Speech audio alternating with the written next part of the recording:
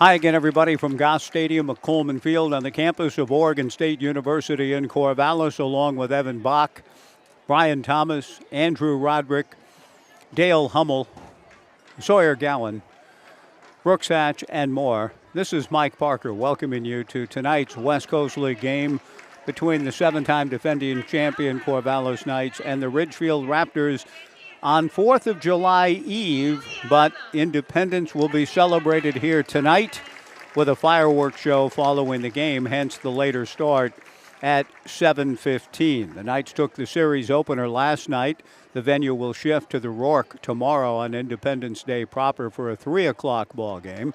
We'll get the call from Patrick McCall via the Raptors live stream tomorrow. Yours truly will return on Sunday after the Knights get a couple of days off Friday and Saturday. It was a night off from coaching for Brook Knight last night as he went north. I'll tell more about that a little bit later, but his team came through. Luke Lavin had 3 runs batted in, a back-and-forth kind of game. The Knights eventually won 7-5, and the hero was Luke Lavin with 3 runs batted in. The Stanford outfielder, catcher, outstanding young man from Rancho Santa Margarita Catholic High School in Laguna Beach, California, joins me next on our pregame show as the fans are pouring in an expected sellout crowd tonight with the fireworks extravaganza following the game. Big crowd, beautiful night for baseball. Great to have you with us. Luke Lavin coming up on the Knights live stream after this 2-minute break on Joe Radio.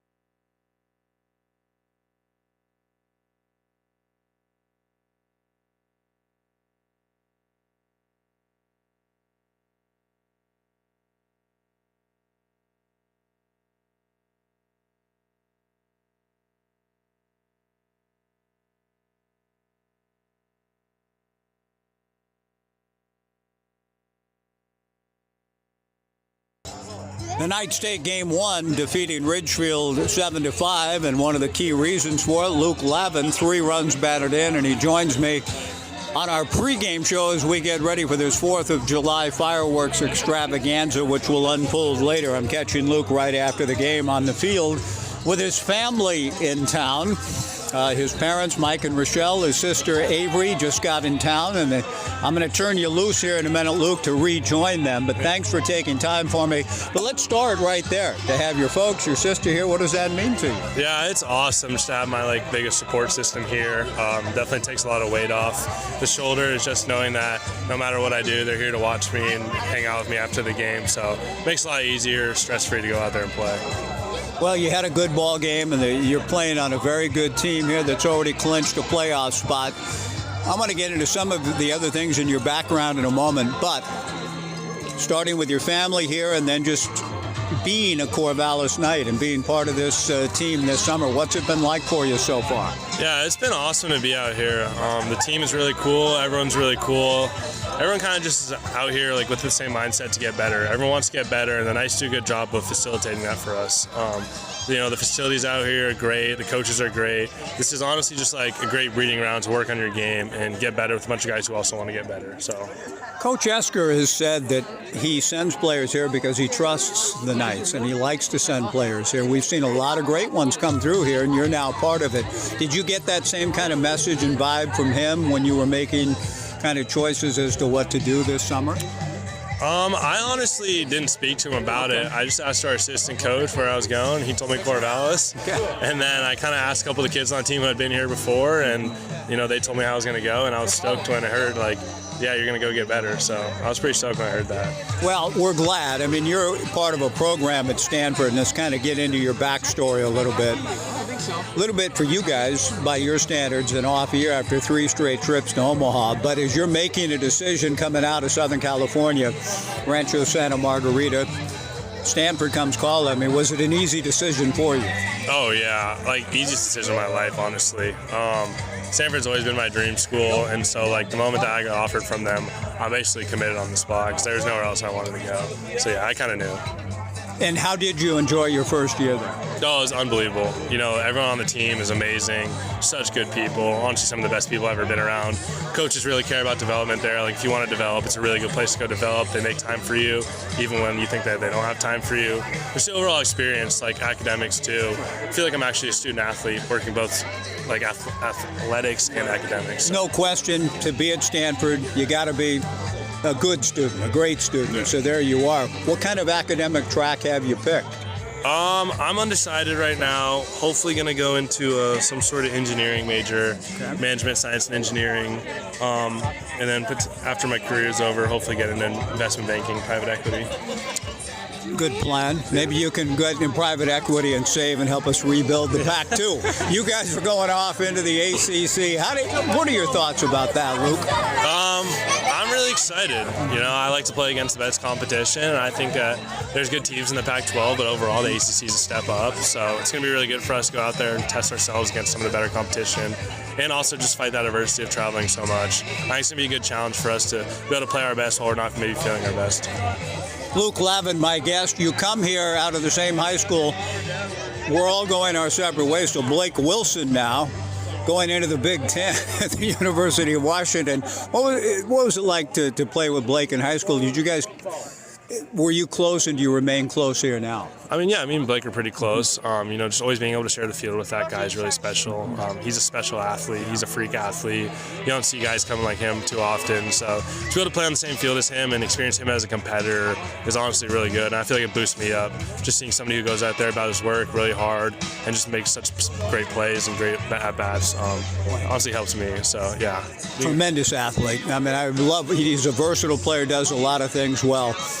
Last thing for you, Luke, and that is, and I was telling your mother, Rochelle, who's here, in your bio on the Stanford website, when I looked you up, it says, mother from Africa and you are a safari expeditionist. Yeah. So that's a phrase I've never written before. So is her hailing from Africa, did that kind of lead you into being a safari person? What's that relationship and connection all about? Just we'd always go back there for trips. Where's there? Southern Africa. So we'd always go back to South Africa when we were younger, and just really led me to learn to love it out there, and love just being outside in nature and being around animals that are untamed, and it really just humbles you. So I love being out there. I think it's really good for my mental. Why is she from there? What's her story? So she lived out there until she was 15, moved across basically with nothing with her sister and her mom, and set roots down here and has been here ever since.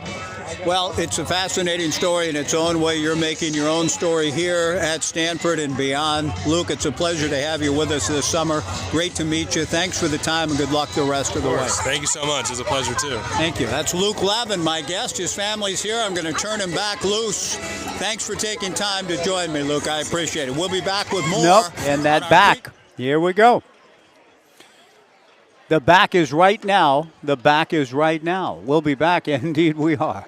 Adjacent to the McGrath family press box on a pleasant Wednesday night on 4th of July Eve. Oregon State Credit Union presenting our annual fireworks show following the game.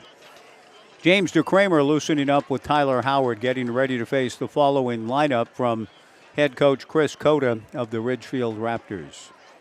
Leading off at second base, Taylor Takata. Jack Salmon batting second in left field.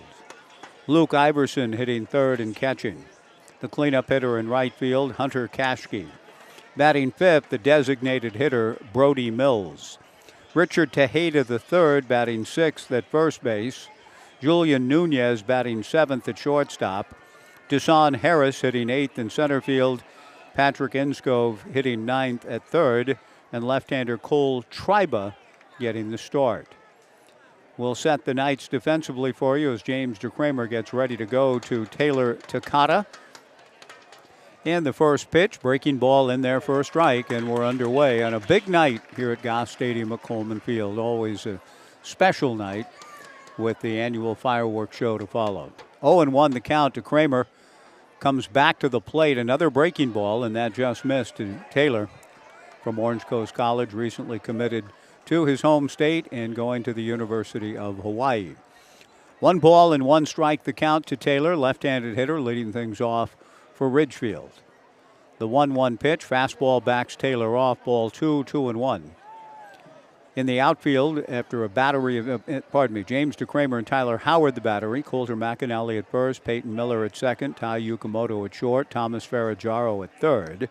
The 2-1 pitch is swung on and missed, and the count 2-2 to Jack Salmon.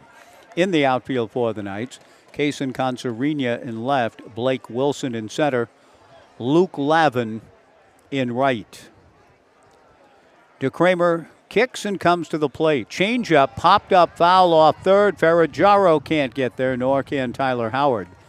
And a good pitch by DeCramer, but a nice job, too, by Takata, to get a little piece of it and stay alive. 2 balls and 2 strikes with Jack Salmon on deck. Just getting underway with the last sort of night in a while with the cool of the evening. 2-2 breaking ball just missed. DeCramer wanted it, didn't get it. Isaac McAllister not giving him the satisfaction. Isaac calling balls and strikes. Billy Yeager on the bases. DeCramer's 3-2 pitch, fastball popped up to left field. A tough sun field. Kaysen Consarina, though, is able to deal with it. Hand up, shielding the sun, and the ball settles into his glove for out number 1. Jack Salmon will be the hitter. 330 down both lines at Goss Stadium at Coleman Field. 365 to the power alleys. 400 feet to straightaway center. DeCramer kicks and comes to the plate. Fastball on the inside corner. 0-1 the count. Chris Cota, the head coach for the Raptors, coaching at third. Nick Allen coaching at first. DeCramer, the Oregon State redshirt freshman, comes back with the 0-1 pitch. Slider in there for strike 2. 0-2 to Jack Salmon. 1 out, nobody on in the top of the first inning as the fans continue to come in on this beautiful Wednesday evening. The strike 2 pitch from James, down and in. Ball 1, 1-2. Brooks Hatch sharing with me that former Corvallis Knights great, helping the Knights win the 2019 West Coast League Championship. Out of Cal Poly, a first-round pick, made his major league debut today. The 1-2 pitch, off speed, swung on and missed. Strike 3, 2 down. So congratulations to Brooks Lee. It was just 5 summers ago that we marveled over the skill set, the talents of Brooks.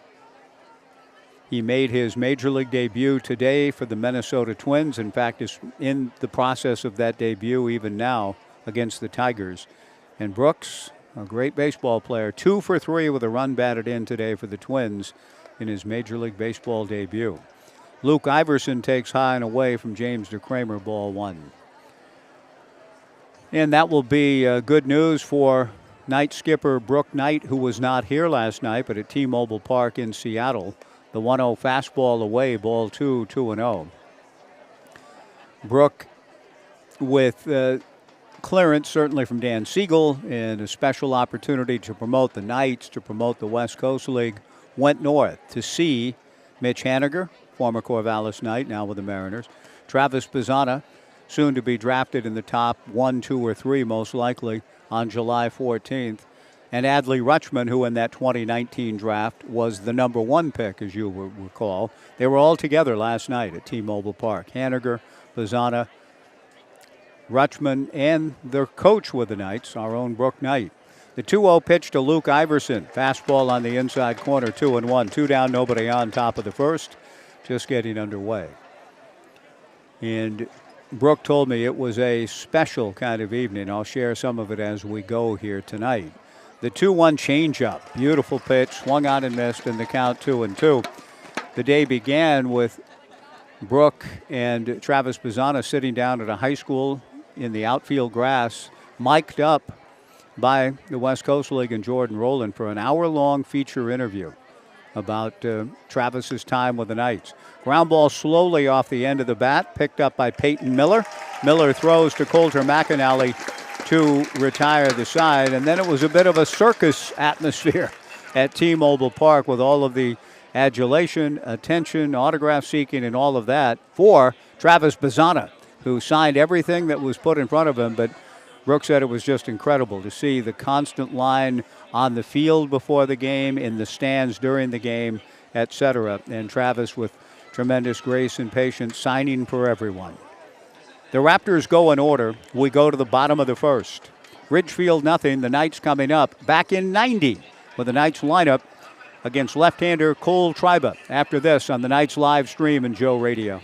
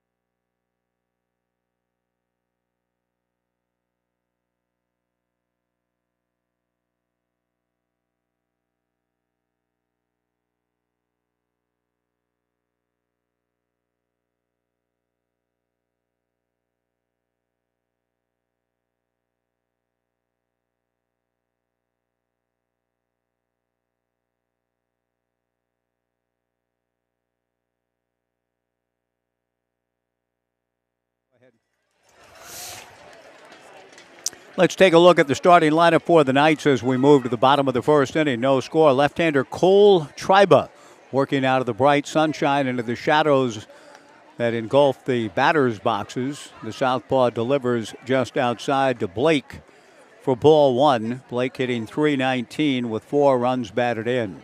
Cole Triba ready to go again. The 1-0 pitch on the way. Nearly hit Blake, and the count goes to 2 balls and no strikes. Blake Wilson in center leading off. Kason Consarini on deck and left. Kevin Takeuchi batting third, the DH. Luke Lavin, our pregame show guest, the cleanup hitter in right field. Triba back to the plate and hits the inner half for a strike. 2-1 the count to Blake Wilson. No score in the bottom of the first. Thomas Ferraggiaro hitting 5th at third base. Coulter McAnally batting 6th at first. Triba ready, and the 2-1 pitch swung on and fouled at the plate. And that evens the count at 2 balls and 2 strikes. Tyler Howard hitting 7th and catching. Peyton Miller batting 8th at second base. Tai Yukamoto batting 9th at shortstop. And James DeCramer has already turned in a 1-2-3 inning to get this ball game underway. A little bit of equipment adjustment on Blake Wilson's bat. Not exactly sure what it is that he's doing, whether retaping the handle a little bit. But He's got the piece of wood back in his hand and ready to climb back in the box with a count of 2 balls and 2 strikes. Southpaw Cole Triba, left-hander from UC Santa Barbara, hometown of Seal Beach, delivers just outside to run the count full to 3-2. Cole Triba and Luke Iverson, the battery. Richard Tejeda the third at first, Taylor Takata at second, Julian Nunez at short, Patrick Inskove at third. Triba's 3-2 pitch fouled straight back into the netting. The outfield for the Raptors, Jack Salmon in left, Deshaun Harris in center, and Hunter Kashke in right. Brooke Knight back in the fold, coaching at third. Ed Nags moves from the third base box back to his familiar post at first. 3-2 off-speed pitch, tap foul. Good battle here in the bottom of the first between Blake Wilson and left-hander Cole Triba out of Los Alamitos High School. Made a team-high 27 appearances for Andrew Checketts at UCSB this year, 26 of them out of the bullpen. Another 3-2 pitch, and it's fouled away again. This one above the Omaha room, off to the right, and well out of play. It remains 3-2 to Blake with Kaysen Consarinha on deck. Triba worked 47 innings for the Gauchos, 65 strikeouts, only 14 walks, an ERA of 3.64. The lefty's 3-2 pitch taken just high for ball 4, and that is a very disciplined plate appearance for Blake Wilson. Luke Lavin and Blake played high school ball together. That's something we talked about during our pregame show this evening, and both of us marvel over Blake's game, his overall athletic ability, and he does a nice job here to get on base. He'll be held on by Tejeda the third. Kaysen Consarinha, the batter, no score in the bottom of the first. Triba kicks and comes to the plate, and the fastball to Kaysen misses very high, ball 1. Consarinha at 261 with 4 runs batted in. Blake Wilson 6 for 7 in stolen bases. Triba to the plate, the 1-0 pitch. Swung on and missed, and the count 1-1. The Knights in Ridgefield on Independence Day tomorrow, a 3:05 game. Patrick McCall will have it on the Raptors live stream. The Knights have Friday and Saturday off. Well, I hope they float the river all day, both days. Consarinha bunts foul, and he was in the box when the ball came back up and hit him, so he gets another chance. The count moves to 1-2. We're heading into the big heat wave, and it starts, I think, in the low 90s tomorrow. And the Knights have Friday and Saturday off, when we could be approaching high 90s and triple digits. Sunday's game at Springfield, I'll be back to call that with Knight Uretsky. That game's been moved to a 7:35 start to try to stay out of the withering heat at the regularly scheduled time of 4:05. Fastball missing high to Consarinha. 2 balls and 2 strikes, no score, bottom of the first. Blake Wilson goes. The 2-2 pitch is low. The throw to second is high and not in time.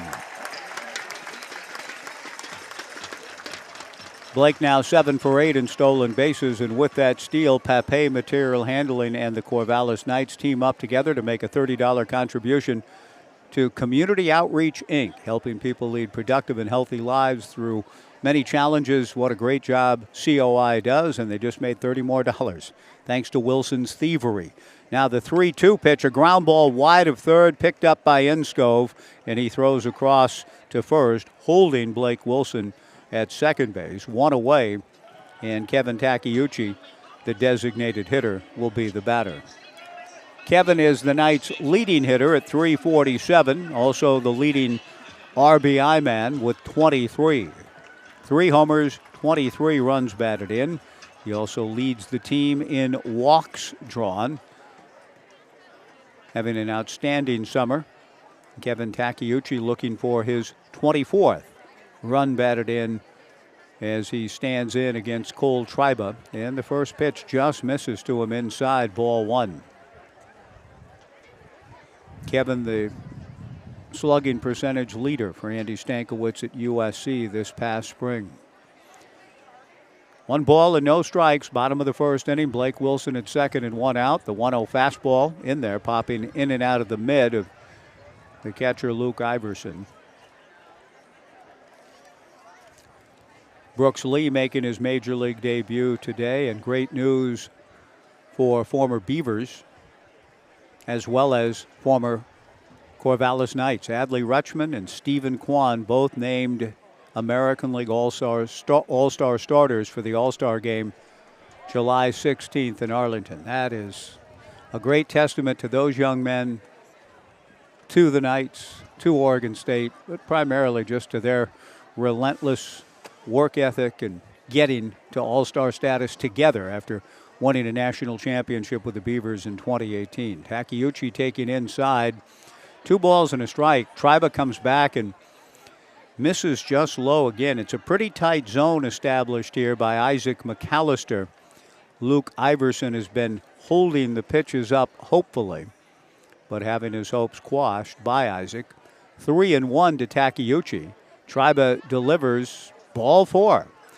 So exacting standards, John Simon-esque standards for what constitutes a strike, just as the brilliant film critic in New York for many years, John Simon. He didn't like many films. I mean, that's the sad thing of it. You're a film critic and almost everything. Well, this is garbage, this is bad, that's meretricious, that's sophomoric, that's... So he disliked so many things that when John Simon liked a film, you knew it had to be pretty good, but that was few and far between. Really rare would he give a film high praise. And I feel like Isaac McAllister is establishing himself tonight as the John Simon of calling balls and strikes. It's got to be nigh unto perfect for him to like it and to raise that right arm. Chris Cota comes out for a conversation with Cole Triba, who doesn't walk people much. I mentioned his excellent numbers with the Gauchos, only 14 in 47 innings. But here in the bottom of the first, he's been to a 3-ball count to all 3 hitters. He walked Wilson. He got Consarinia to ground out. And he walks Takeuchi.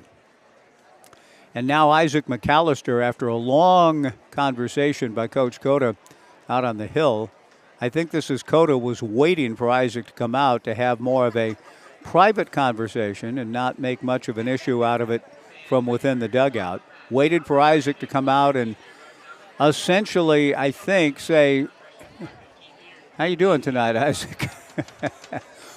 What constitutes a strike tonight, sir? I'm not sure, of course. I wasn't out there. Could have had something to do with candlesticks making a good wedding gift for all I know. But it struck me as Coach Cota was waiting for Isaac to come out and break up the meeting so Coach Cota could perhaps offer a question or a comment about the zone so far. And now the first pitch to Luke Lavin. Misses just outside, ball 1. No score, bottom of the first inning. Blake Wilson at second, Kevin Takeuchi at first. 1-0 to Luke. Left on left, Triba delivers. That's down the middle for a strike. Behold a film that John Simon liked. I'm trying to think of one. I've read quite a bit of his film criticism, a volume on films in the 70s called Reverse Angle. Trying to think of what he liked. The 1-1 good breaking ball in there for a strike from Triba, and McAllister likes that too. 1-2 the count. Chinatown. Yes, he gave very high praise to Roman Polanski's Chinatown, as well he should. If he didn't like that, then there's nothing that's going to please him. 1-2 to Luke Lavin. Wilson at second, Takeuchi at first. 1 out. Luke swings and fouls it straight back. The count remains 1 ball and 2 strikes. Thomas Ferraggiaro on deck. If memory serves, he liked Woody Allen's Sleeper. He liked Slaughterhouse-Five. He sort of liked All the President's Men, but that might be an end on it. The 1-2 pitch to Luke. Swung on a swinging butt up along first. Fielded by Iverson. And a tag is made on Luke Iverson by the catcher Luke Iverson on Luke Lavin. So apparently an out recorded as Lavin was trying to break free up along the line. Either that or he touched the ball with his foot. No argument from Brooke Knight or Ed Nags And because he ran into his own batted ball up the line in fair territory, he's called out, and the runners are not even able to advance. So Luke Lavin runs into a batted ball up along first, just a little ways out of the box. Thomas Ferraggiaro, the batter. Thomas takes low and away, ball one. The switch hitter batting from the right side. With runners at first and second and 2 down, Thomas at 265 with 3 runs batted in. The young man out of Santa Clara trying to get the Knights on the board takes the 1-0 pitch, high and away, ball 2. It has been a labor for Cole Triba in this bottom of the first inning. 2 walks in the inning. The Knights hitters have done a good job in building the pitch count, but now they hope they can cash it in. The 2-0 pitch on the way, a knee-high strike, and the count 2-1.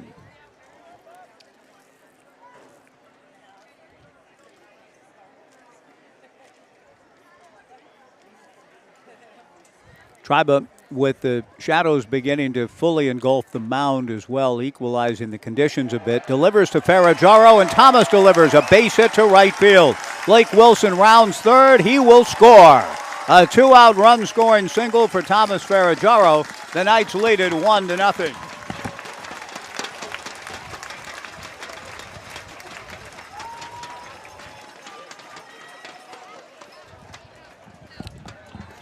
It certainly seems that there's a price to pay for walking the leadoff hitter. In the era of analytics, instant communication with data and all of that, we probably could find how often does a guy who's walked to lead off an inning score. Ken Levine, the writer of MASH and Cheers, and wrote the screenplay for the film Volunteers, was a play-by-play voice of the Seattle Mariners. Ken Levine, when he was calling games for the Mariners, called it Levine's Law. And he just simply decided Levine's Law, which says if you walk a leadoff hitter, he'll score 7 out of 10 times. The pitch to McAnally, foul to the right and out of play. Triba comes back with the 0-1 pitch to Coulter. Swung on and missed in the count 0-2. 1-0 Knights. Bottom of the first. On the play, Takeuchi stopped at second. Thomas Ferraggiaro delivering a big 2-out hit to get the Knights on the board first. Now McAnally hoping to battle. He's down in the count. No balls and 2 strikes. Triba to the plate. Swung on and fouled into the netting. Just below our vantage point, and the seats have indeed, for the most part, filled in. I look at one section that's noticeably free of fans, and that is beyond the Knights dugout down the first base side. There appear to be about 20 seats unoccupied. The strike 2 pitch, punched foul towards the Omaha Room grandstand, and it remains no balls and 2 strikes. With Kevin Takeuchi at second, Thomas Ferraggiaro at first, Coulter McAnally with a count of no balls and 2 strikes with 2 on and 2 out, and the Knights forging the early 1-0 lead. Cole Triba to the plate. Fastball up and away, ball 1. There could be a big group arriving late, and I do see about 6 or 7 souls beginning to take those unoccupied seats adjacent to the Knights dugout in the lower grandstand on the left side. The 1-2 pitch to McAnally, a slow chopper toward short. Nunez looked at second, will make the play to first, and he gets McAnally to retire the side. But the Knights take advantage of the leadoff walk in accordance with Levine's Law. It took another walk and a 2-out single from Thomas Ferraggiaro, but the Knights are on the board. And at the end of 1, the Knights won, and Ridgefield nothing on the Knights live stream and Joe Radio.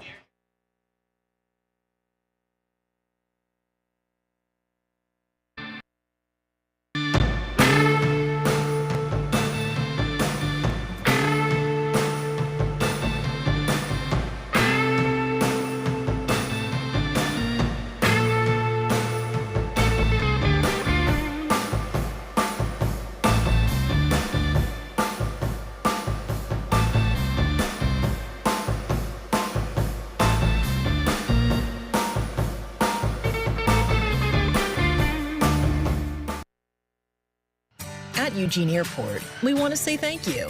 Thank you to our community for choosing us to connect you to many destinations, other cultures, your families, and friends. Thank you to our dedicated and professional staff for ensuring the airport experience is excellent. And thank you to local residents and businesses for making us who we are. We are proud to serve you, our region, and beyond. Together, we continue to grow and thrive. Thank you for flying local and for flying EUG.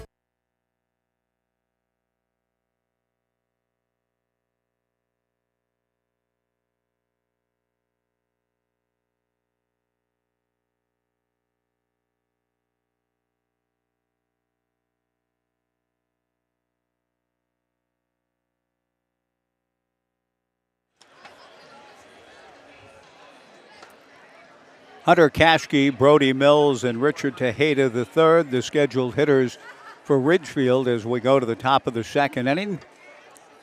The Knights leading 1-0. James DeCramer retired the Raptors in order in the first. The right-hander to the plate, and his breaking ball hits Kashke. Well, we'll see about Levine's law when it comes to a hit batter. He didn't say anything about that. But a leadoff hit batsman sends Hunter Kashke down to first and brings Brody Mills, who smashed a home run to right center last night, to the plate.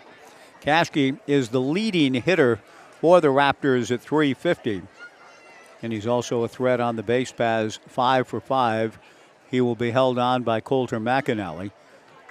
Brody Mills steps in. Powerful left-handed slugger. He takes a fastball just inside. Ball one. Mills at .212 hit his first home run of the season last night. 2 runs batted in. 1-0 Knights in the second.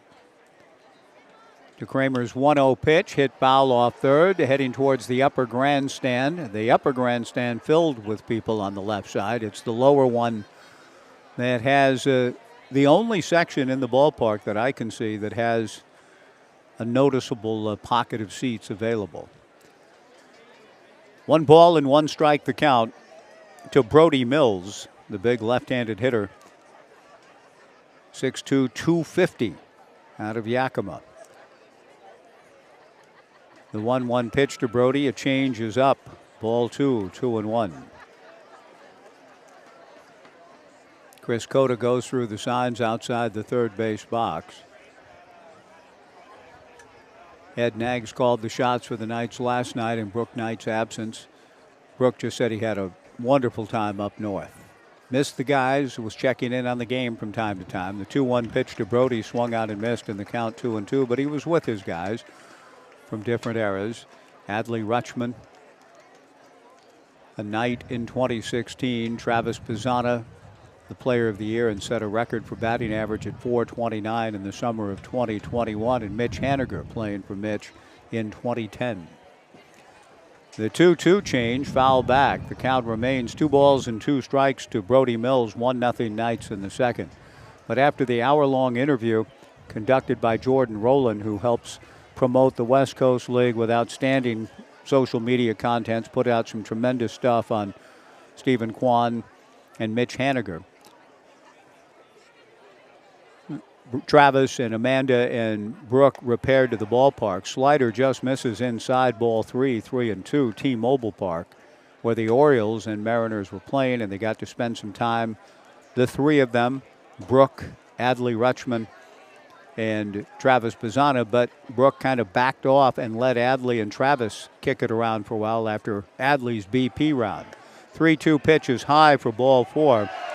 Hunter Kashke safely in at second. He was going on the play, but the pitch missed for ball 4, and the batter will be Richard Tejeda III. So a hit batter and a walk, as Paulie says in the original and the only great. And by the way, John Simon liked that too. Didn't like any of the ensuing films, but he liked the original and gave Rocky high marks. Burt Young, as Paulie plays, he says, I'm quoting, plays hell with the joints. Well, A hit, batter, and a walk plays heck with Levine's Law to open an inning. We'll see what happens now whether Richards up there to bunt. 1-0 Knights. He is bunting. He takes a fastball outside, ball one, 1-0.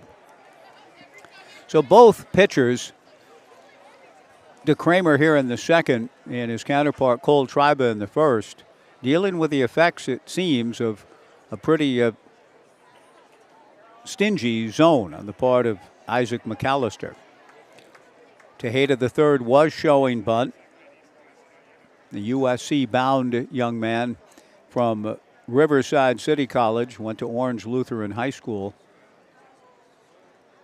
earning an opportunity to play in, what league are they in? The Big Ten at USC.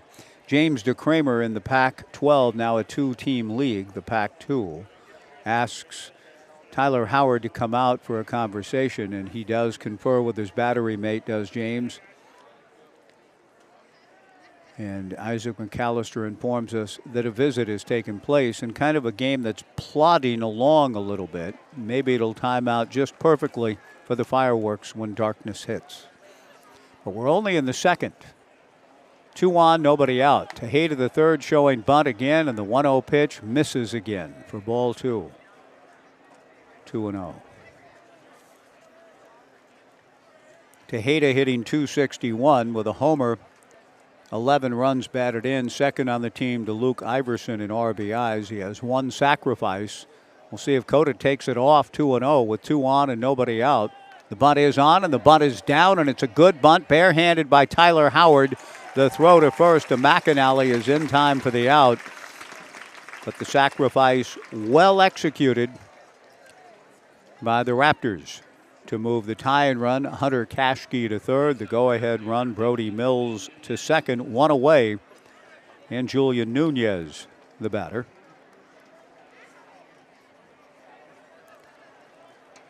Nunez, a right-handed hitter, with the infield at normal depth, trying to get the Raptors even in the second. Kramer's slider misses. Ball one, 1-0.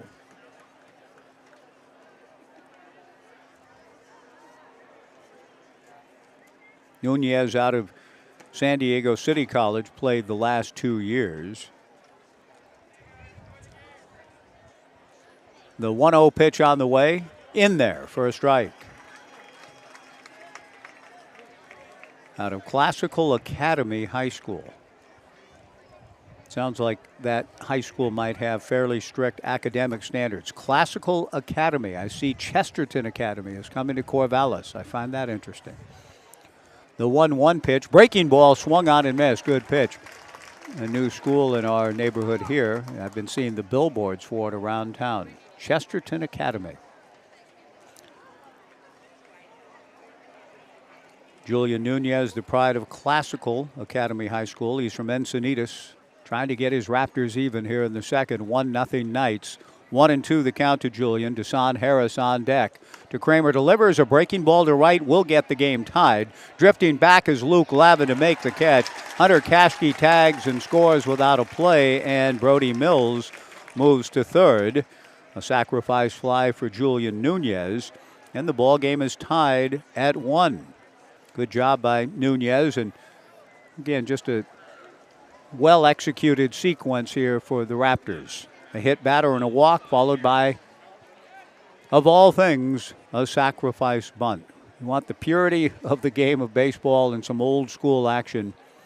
I'm not even sure that college baseball per se is the place to go for that anymore. But West Coast League, Summer League play with a wood bat might be the last bastion of that sort of approach. And we see it on display here. Hit, batter, walk, sacrifice, sac, fly. A 1-1 tie. Brody Mills at third, 2 down. Desan Harris takes a strike. 0-1 the count. DeCramer's fastball hit off the end of the bat, back up the middle, fielded by Yukamoto from behind the bag, throws to first, just in time. The inning is over. Desan got down the line in a hurry. Yukamoto with a good play. Nick Allen begs to differ about the call, but the out is in the books.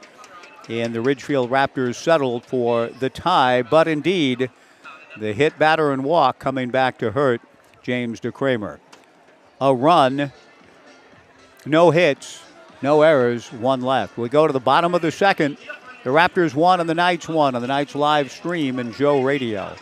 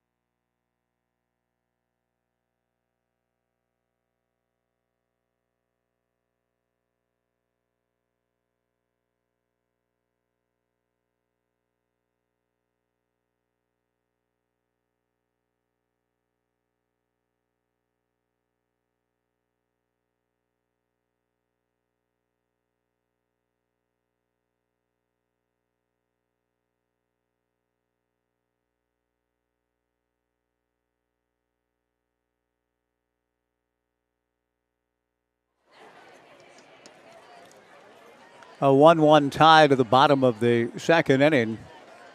Cole Triba goes to work on Tyler Howard, who swings and fouls the first pitch back. No balls and one strike to Tyler. Peyton Miller on deck. Tai Yukamoto to follow.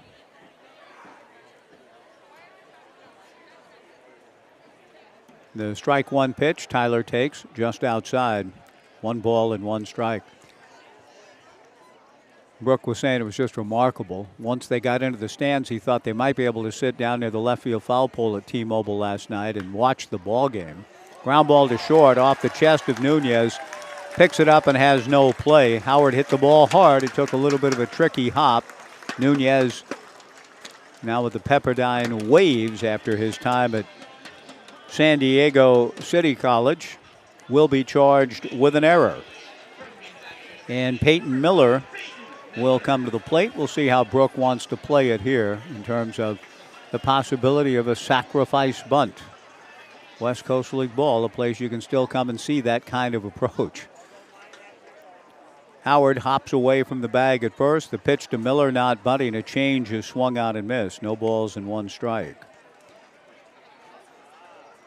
Brooke told me that once he and Amanda, his wife, and Travis Pizzana settled into their seats down near the left field foul pole, he said Travis made the mistake of wearing an Oregon State hat.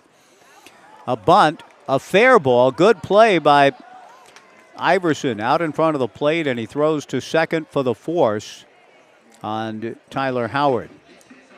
And that is a danger in going that approach if you don't get the bunt in the right spot and you don't have great wheels on the bases. And in both cases here, the Knights were vulnerable. Howard doesn't run especially well, and in this case, Miller didn't get the bunt pushed far enough. Then they were susceptible to the fielder's choice. 2-6. The batter is Tai Yukamoto. 1 away. Tai takes down and away. Ball 1. 1-0. A 1-1 tie. Bottom of the second inning. Brooks said they got settled into their seats, and somebody, an Oregon State fan, was first. Oh my gosh, here's Pizzana.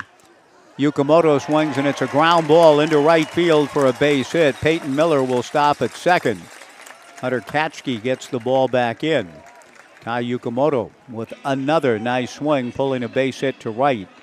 2 on, 1 out in this 1-1 tie for Blake Wilson. And once somebody sees a famous person, in that case in the stands at T-Mobile,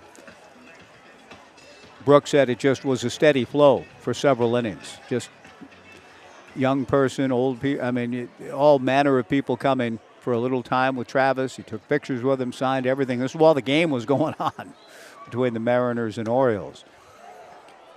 Won by Baltimore, by the way, 2-0, as that Mariner offense continues to scuffle mightily. Wilson fouls one above the Raptors netting. Blake walked to open last inning. Ended up scoring on a 2-out single by Thomas Ferragamo for the Knights run. Ridgefield pulled even in the top of this second inning. Now Blake takes a strike and is in a hole 0-2. Peyton Miller at second. Tai Yukamoto at first. 1 out. 0-2 to Blake Wilson. Kaysen Concerina on deck. Tribe to the plate. The strike 2 pitch hit off the end of the bat, foul past Coach Nags. It remains 0-2. Brooke did say that in the 7th inning, Travis just said, "Coach, I'm exhausted." And they left. Didn't appear the Mariners were posing any particular threat, and the Orioles led 2-0. So they left early. But it was a steady array of people seeking Travis's attention. Good pitch by Tribe, inducing Wilson to chase a high fastball that was out of the zone. Blake swings and misses, strike 3, 2 down. Kaysen Concerina to the plate.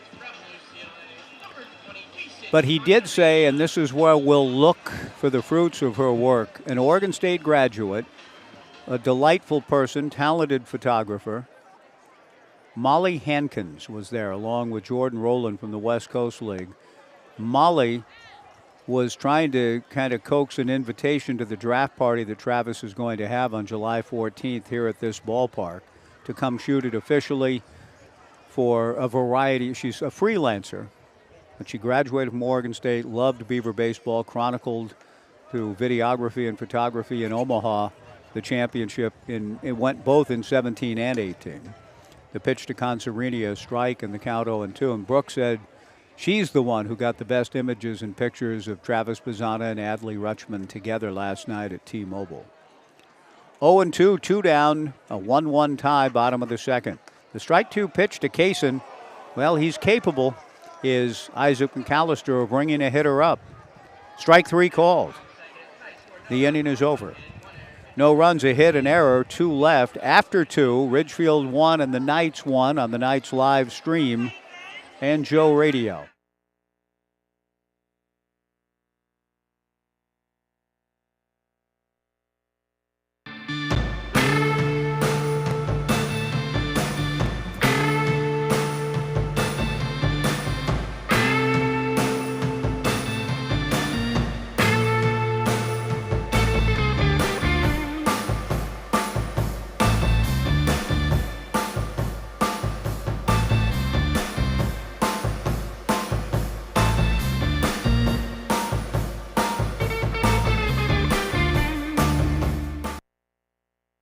Looking for the latest news that you can trust?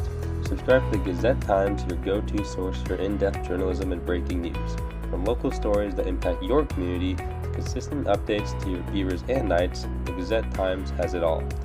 For only $1 for 3 months, enjoy unlimited access to our e-edition, unlimited articles on GazetteTimes.com and our mobile app, and free access to newspapers.com archives. Subscribe today and join the Gazette-Times community.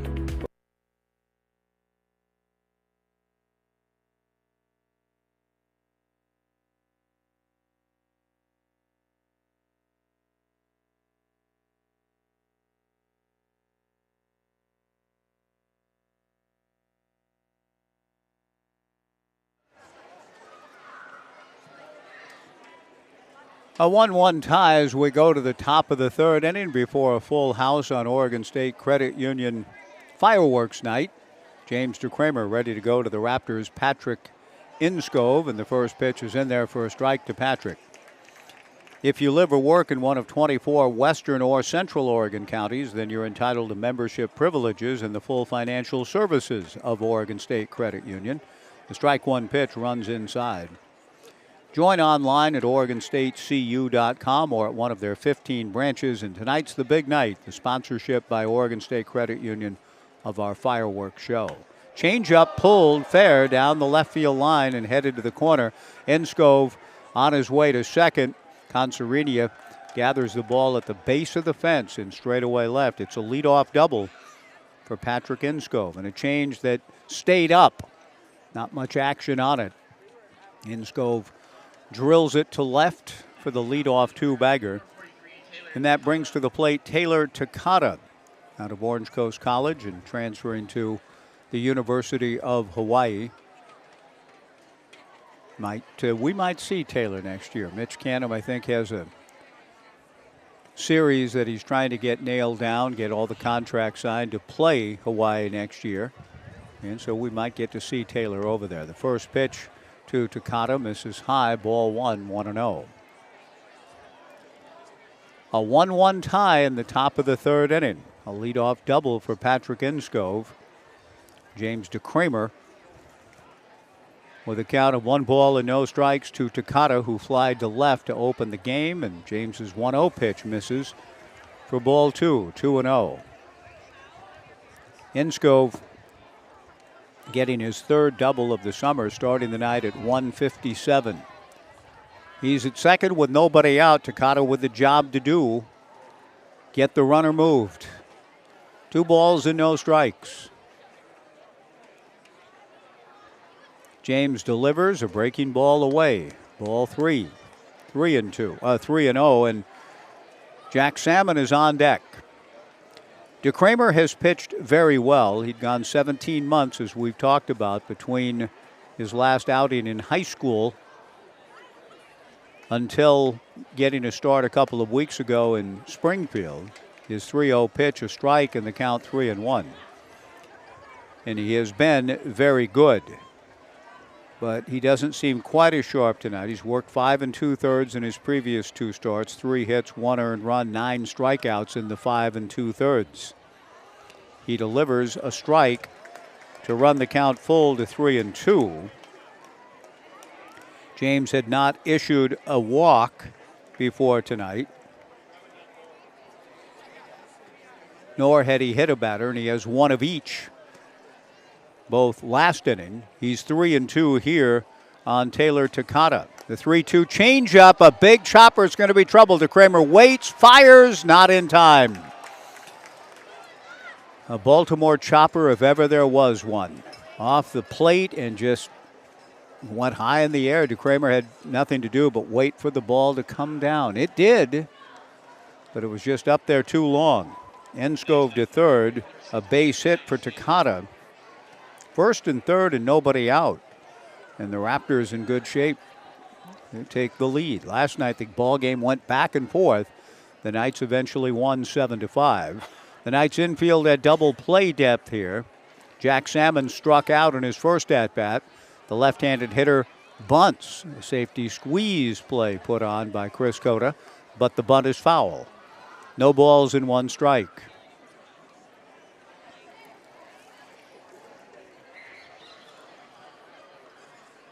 Jack has a look at Coach Cota, and Chris comes over simply to inform his runner, Patrick Inskov, what's up.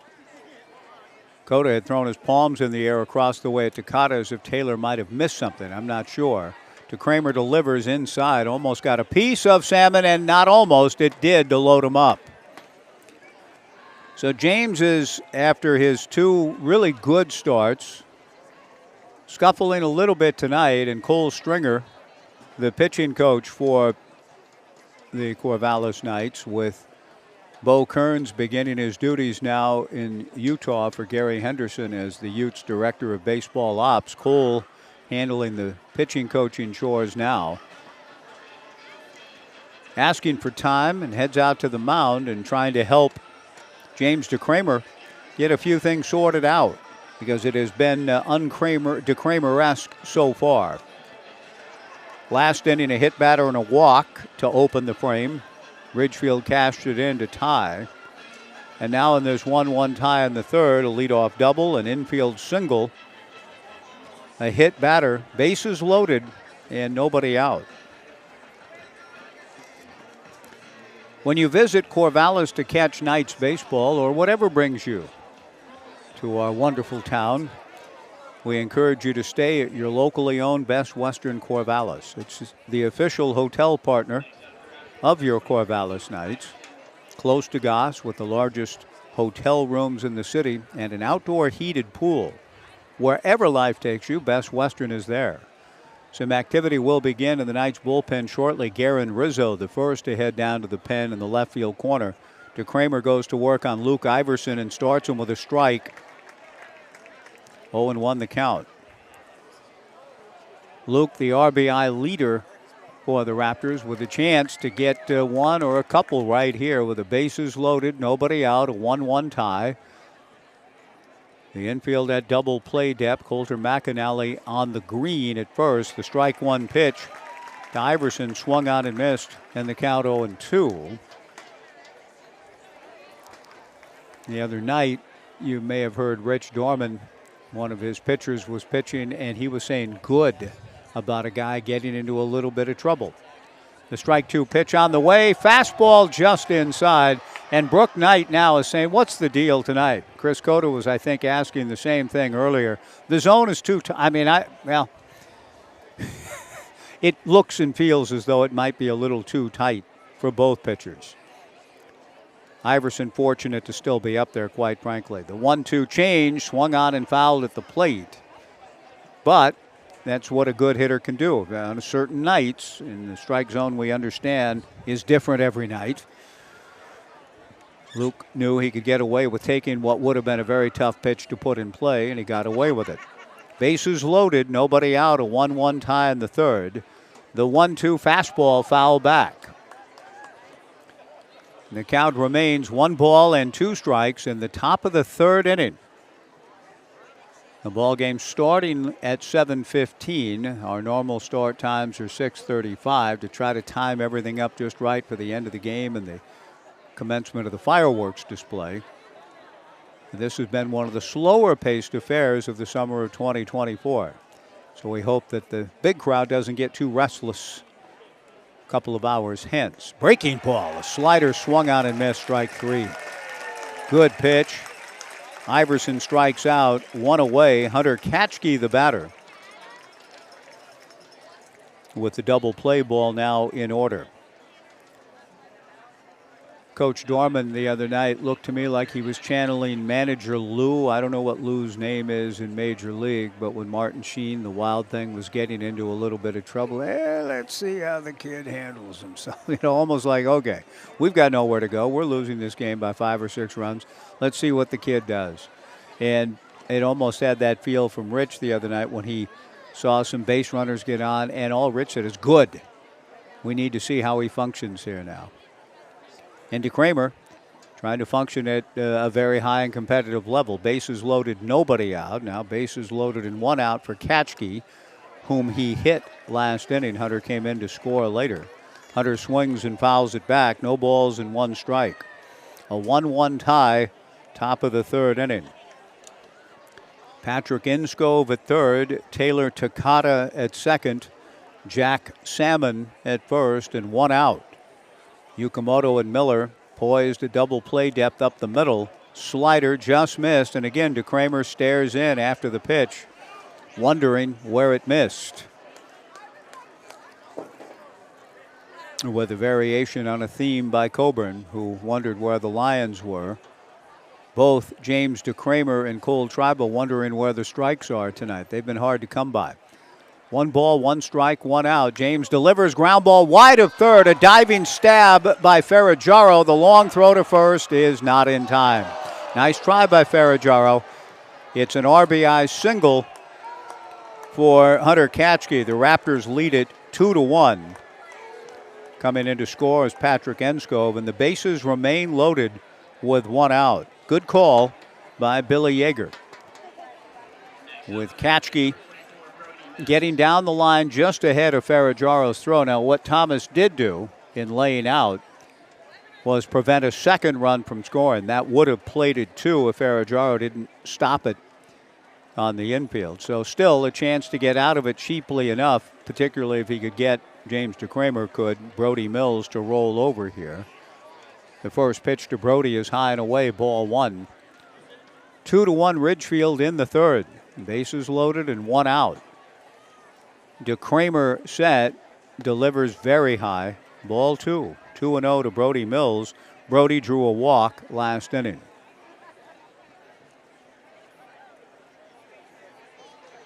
James trying to find the right stuff here tonight. It has been elusive for him.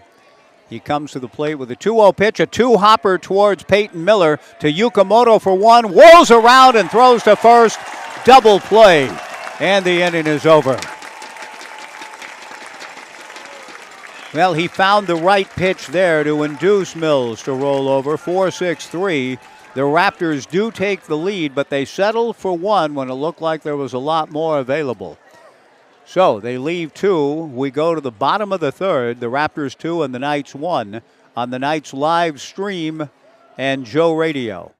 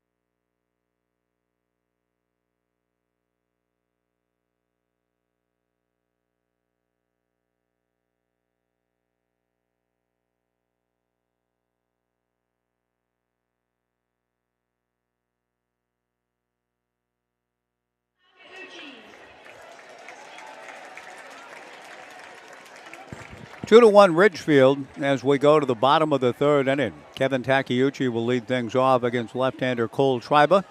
Kevin swings at the first pitch, fouls it straight back. 0-1 to Kevin, who walked in the first inning before a sellout crowd after last night, a modest gathering by comparison of 1,126. Just a beautiful night for baseball under the lights in twilight time, and it's gorgeous. Great to have you with us. The Knights will resume action after tonight's game. It'll be a bit of a little time away. The pitch pulled foul in the count 0-2 at Ridgefield tomorrow on Independence Day at 3:05. Strike two fastball from Triba. Swung on and missed for strike three, and Triba has begun to find himself after a bit of a shaky start. He's fanned three straight. And Luke Lavin, who grounded out to first in the first inning, will be the batter. The Knights will be at Springfield Sunday and then have a two-game series with Yakima, one of which is at Dick McLean Field on the campus of Lynn Benton Community College. That will be a week from tonight at 5 o'clock, and then we'll be home to Yakima Valley the following day at 6:35. So after tonight, we won't see the Knights for 8 days here at Goss. The first pitch to Luke Lavin missing from Cole Triba. The 1-0 pitch a bit low for ball two. 2-0, 2-1 Ridgefield, bottom of the third.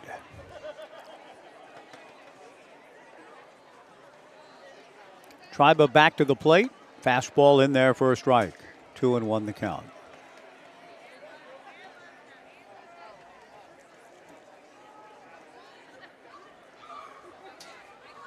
Luke's folks, I had the pleasure of meeting them and Luke's sister last night, all here at the ballpark. Good breaking ball and a 2-1 pitch on appeal.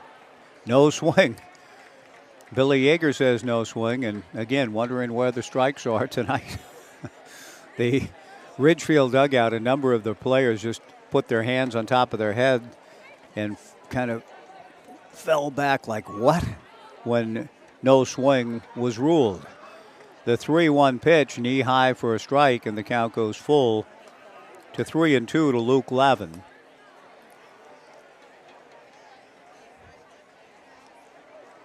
Mike and Rochelle as folks, and Rochelle hails from South Africa. The 3-2 pitch, fastball, high and away, ball 4. So just as it appeared, Cole Triba had kind of righted himself with some uncharacteristic control difficulties with 3 straight strikeouts. He walks Luke Lavin, and Ferragero comes to the plate. Thomas with an RBI single to right for the Knights' lone run in the first inning.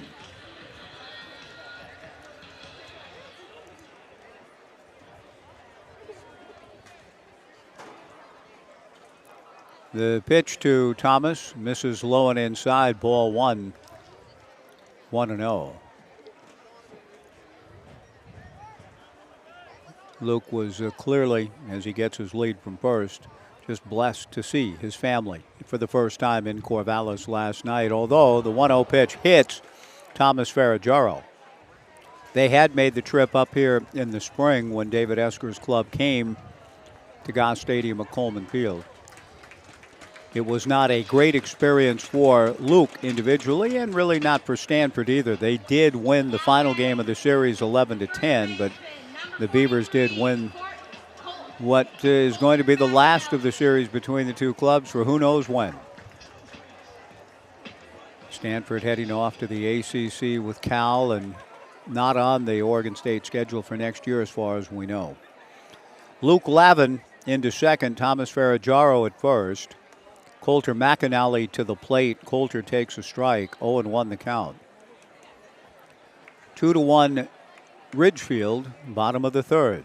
The Raptors trying to get this series even. Triba set, comes to the plate and misses. Down and away, 1-1 to Coulter. McAnally grounded to short in his first at-bat.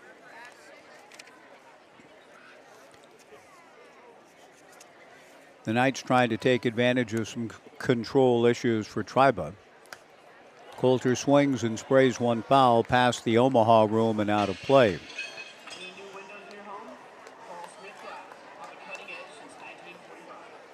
McAnally, a two-way player, 5 appearances on the mound, playing in his 9th game offensively, hitting .269 with 7 runs batted in. 1-2 to Coulter, 2 on, 1 out. The 1-2 pitch taken. Strike 3 called. 2 down. Tyler Howard aboard on an error last inning will come to the plate. Now, I don't think the discovery on Isaac McAllister's part of strikes is necessarily a bad thing, but it's a little different in that what constituted a strike earlier seemed a little tighter than what we just saw on Coulter. Tyler Howard will come to the plate, a meeting at the mound with Luke Iverson going out to visit with second baseman Taylor Takata and pitcher Cole Triba. 2-1 Raptors, bottom of the third. Knights baseball is presented by Smith Glass, a longtime partner of your Corvallis Knights with locations in Corvallis and Albany for replacement glass or new vinyl windows. Smith Glass, a leading residential and commercial glass service for the Mid-Valley, and a longtime partner of the Knights. Smith Glass on the cutting edge since 1945. Triba ready to go. The lefty delivers. Fastball for a strike to Tyler Howard. 0-1 the count. McAllister seems to be feeling the Leslie Nielsen effect now as we move along. Strike? Yeah, okay. Crowd-pleasing strikes at Angel Stadium back in the day, naked gun.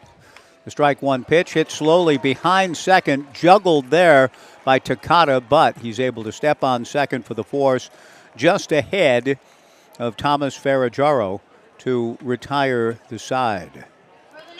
No runs, no hits, no errors, 2 left.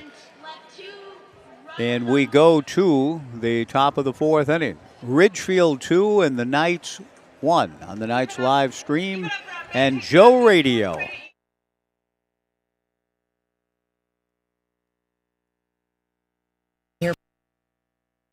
We want to say thank you. Thank you to our community for choosing us to connect you to many destinations, other cultures, your families, and friends. Thank you to our dedicated and professional staff for ensuring the airport experience is excellent. And thank you to local residents and businesses for making us who we are. We are proud to serve you, our region, and beyond. Together, we continue to grow and thrive. Thank you for flying local and for flying EUG.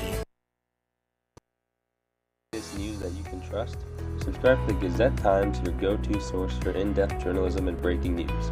From local stories that impact your community to consistent updates to your viewers and nights, the Gazette Times has it all.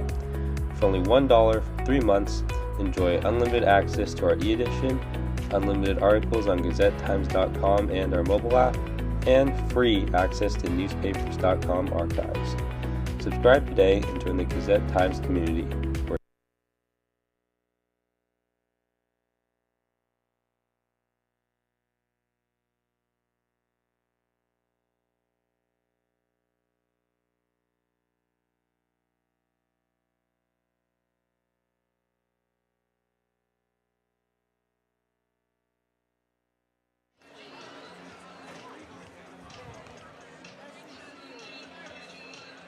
Through 3 innings at Goss Stadium at Coleman Field, with Garen Rizzo coming into the ballgame to take over for James DeCramer. Ridgefield, 2 runs, 3 hits, and 1 error. The Knights, 1 run, 2 hits, and no errors. And the first pitch from Garen misses high and inside to Richard Tejeda III, ball 1. Olivia Lukrovka working the stands here to my right. Not exactly sure what's being sold, but there's some sort of promotion going on. Rizzo back to the plate, swung out and missed, and the count 1-1. I enjoyed meeting Olivia's father, Olivia, on the night staff. John Lukrovka, in his 20th year with Blazers Broadcasting, and Oregon State grad. The 1-1 change from Rizzo, swung out and missed, and the count 1-2. Tejeda, a sacrifice in the second to set up a sacrifice fly for Julian Nunez and pull the Raptors even at 1. Ridgefield scored a run last inning and leads it 2-1. The pitch on the way, strike 3 called from Garen Rizzo to Richard Tejeda, 1 away. And I'm glad to see this development, quite honestly. More strikes are being called. It took a while, it seemed, for Isaac to get there. How he learned to stop worrying and love the strike. And he gets a strike 3 to Tejeda III, and Julian Nunez, the batter. Sacrifice fly for Julian in the second. Breaking ball misses, and the count 1-0. Rizzo 6'1", 185 out of Palos Verdes. Delivers a 1-0 pitch, hit sharply. A diving stab by Yukamoto. Throws to first and gets him. What a play. Oh, my goodness. Big-time play by Tai Yukamoto. Laying out and then popping up off the turf as if sprung. And popped up and got enough on the throw to get Nunez. Excellent play. One shortstop throws out the other. 2 down. Desan Harris, the batter. Ridgefield leading 2-1 here in the top of the 4th inning with Garen Rizzo taking over for DeCramer. Harris fouls one back. Rizzo making his 5th appearance, 7 2/3, 5 hits, no runs, 3 walks, 7 strikeouts, a record of 3-0, and an ERA of 0. No balls and a strike to Desan, who was robbed on a good play by Tai Yukamoto in the 2nd inning. Tai just made one of the best defensive plays of the summer moments ago. The pitch pulled foul by Desan in front of his own dugout. The count goes to no balls and 2 strikes with 2 down, nobody on in the 4th. Ridgefield leading 2-1, trying to get this series even, create a rubber game on Independence Day tomorrow at the Rourke. The strike 2 pitch. Harris, a blooper into shallow center field. Going out is Yukamoto, and Tai is there to make the catch. A good bit of work by Tai Yukamoto defensively tonight, and particularly on the play for the second out of this top of the 4th inning. Garen Rizzo retires the Raptors in order We go to the bottom of the fourth. Ridgefield 2 and the Knights 1 on the Knights live stream and Joe Radio.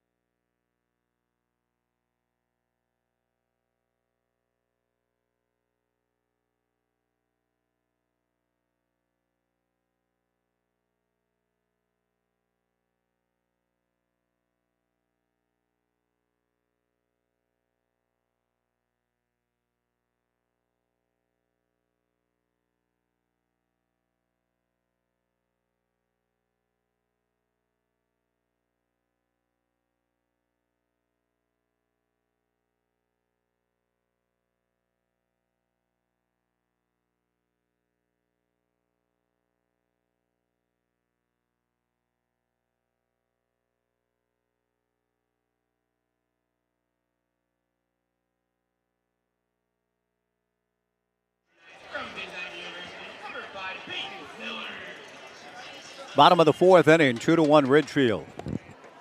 Cole Triba ready to go to Peyton Miller. First pitch to the Gonzaga infielder is in there for a strike. Peyton tried to bunt for a sacrifice in the second. The lead runner was cut down. 2-1 Ridgefield in the fourth. Triba strike one pitch, waved at and missed. 0-2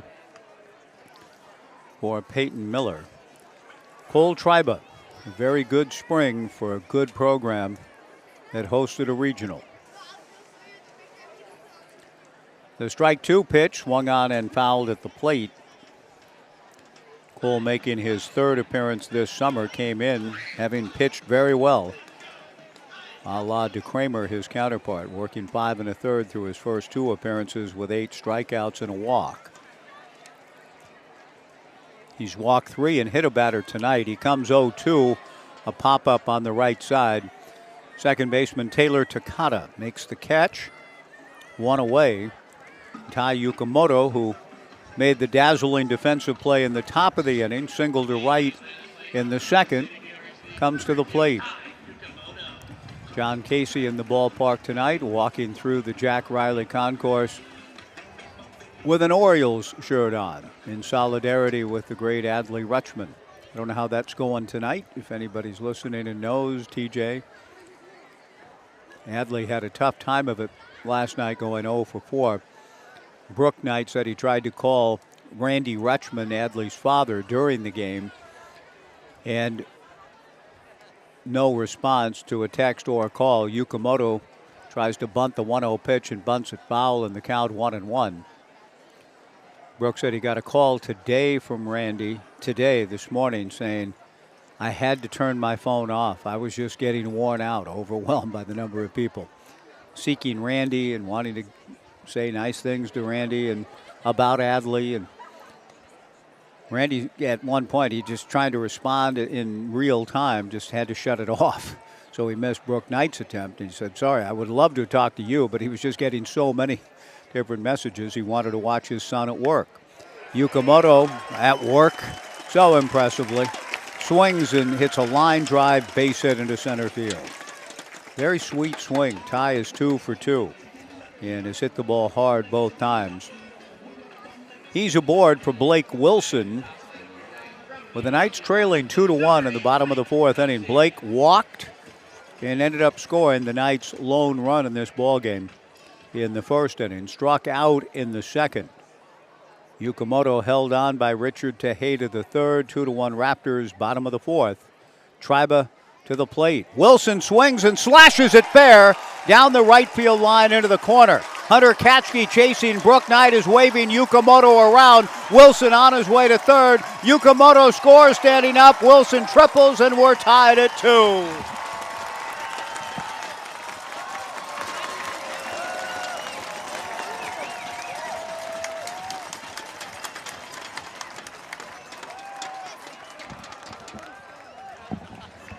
Well, that's some exciting throwback kind of baseball right there. An opposite field triple. Scoring Ty Yukamoto from first. So if you want some real pure baseball action, again, I say, Goss Stadium at Coleman Field and other parks throughout the 16-team West Coast League, a good place to go find it. Now the Knights with a chance to take the lead. The run-scoring triple by Blake Wilson getting Yukamoto home from first. Gets it even at 2, and now Kaysen Consarinia fouls one at the plate. No balls and a strike. Kaysen is grounded to third and struck out looking. A 2-2 tie in the fourth. Triba works from the stretch, the infield at normal depth. Consarinia chops one foul past Brook Knight. No balls and 2 strikes. And Brook said furthermore that Randy said that the games in Seattle are tough on Adley. He has so many people and friends and people from the Pacific Northwest, Sherwood, his hometown, and elsewhere coming up to see him.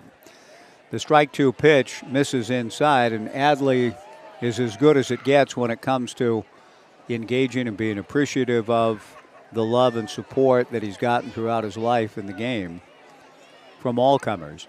And he wants to accommodate all of them, but there comes a certain point where he's got to get locked in. The 1-2 pitch, Consarinia fouls one past Ed Nags, and the count remains 1 ball and 2 strikes with Blake Wilson at third.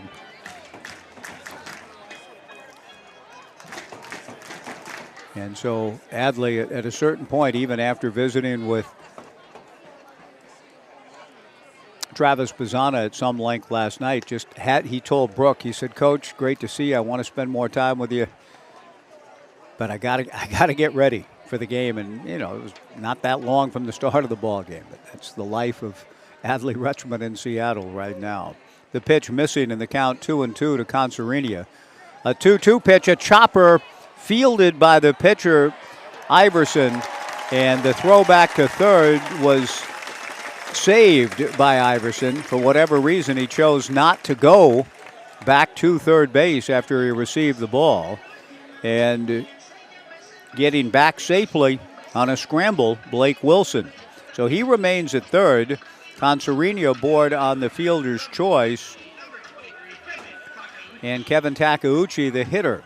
So in this 2-2 tie, it appeared as though Triba had Blake Wilson dead to rights. So the Knights are fortunate that they're still in a pretty good situation here. First and third, and 1 out.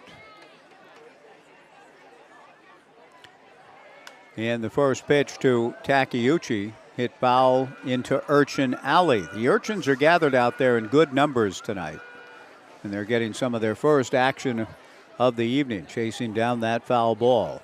Blake Wilson at third, Kaysen Consarinia at first. 1 out, a 2-2 tie. The infield a double play depth. Consarinia goes. The pitch is swung on and missed. A bluff by Iverson, no throw through. Consarinia into second, so the double play no longer in order. With that stolen base, another contribution by Pape Material Handling and the Knights to Community Outreach, Inc. The infield will stay at normal depth with 1 out in this 2-2 tie. 0-2 to Kevin Takeuchi with Luke Lavin on deck. The strike 2 pitch, a ground ball to short. Coming to the plate is Wilson. He will score. The throw to first is just in time to get Takeuchi. Kevin adds to his team leading RBI total with a ground out to short with the infield back. And the Knights lead it 3-2. On the play, Consarinia goes to third.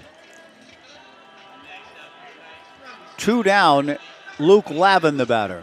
Luke has grounded to first and walked. 3-2 Knights, bottom of the 4th inning. Tribe from the stretch. Seal Beach to Laguna Beach. Delivers. A check swing. No swing, says base umpire Billy Yeager. 1-0 the count.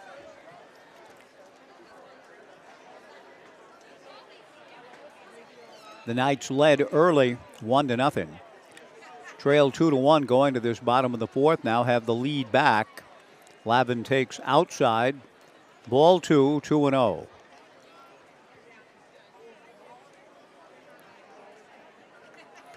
Kaysen Consarini at third with 2 down. Cole Triba, the left-hander from Seal Beach, works out of the stretch, comes to Luke and delivers a strike. 2-1 the count.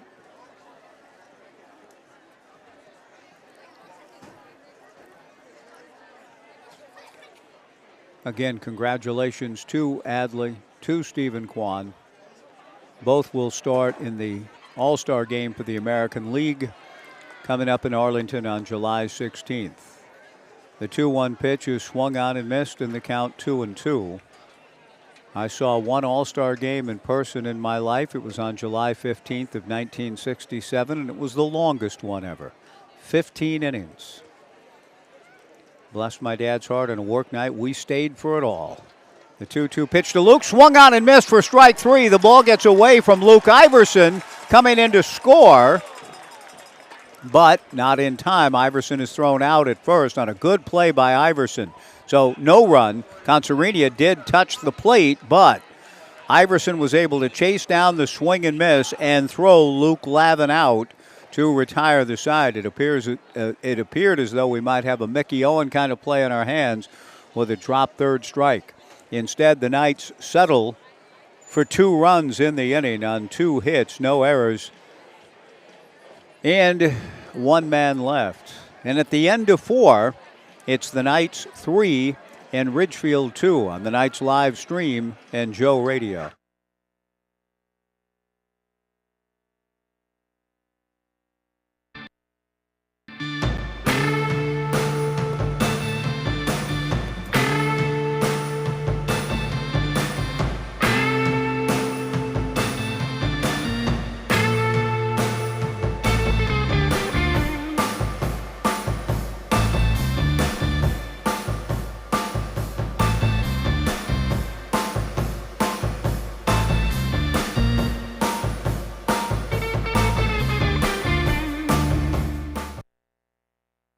Hey Corvallis Knights fans, looking for an amazing deal?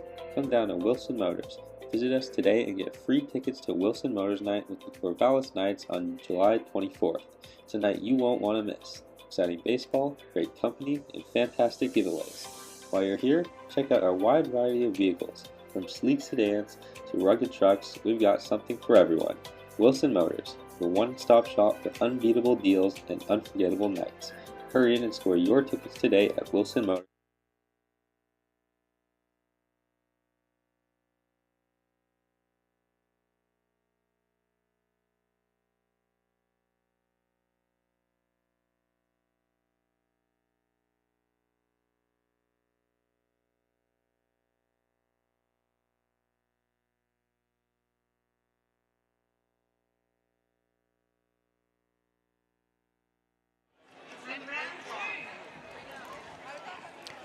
Oregon State Credit Union has a strike-o game of some sort going, and it is delaying our move to the top of the 5th inning. Garen Rizzo is just standing behind the mound as contestants come up in a strike-o game trying to toss a ball through a hole in a sandwich board on a piece of wood. And we just had a winner clad, I think, in a Mariners jersey, and another winner. I'm not sure what's all at stake here,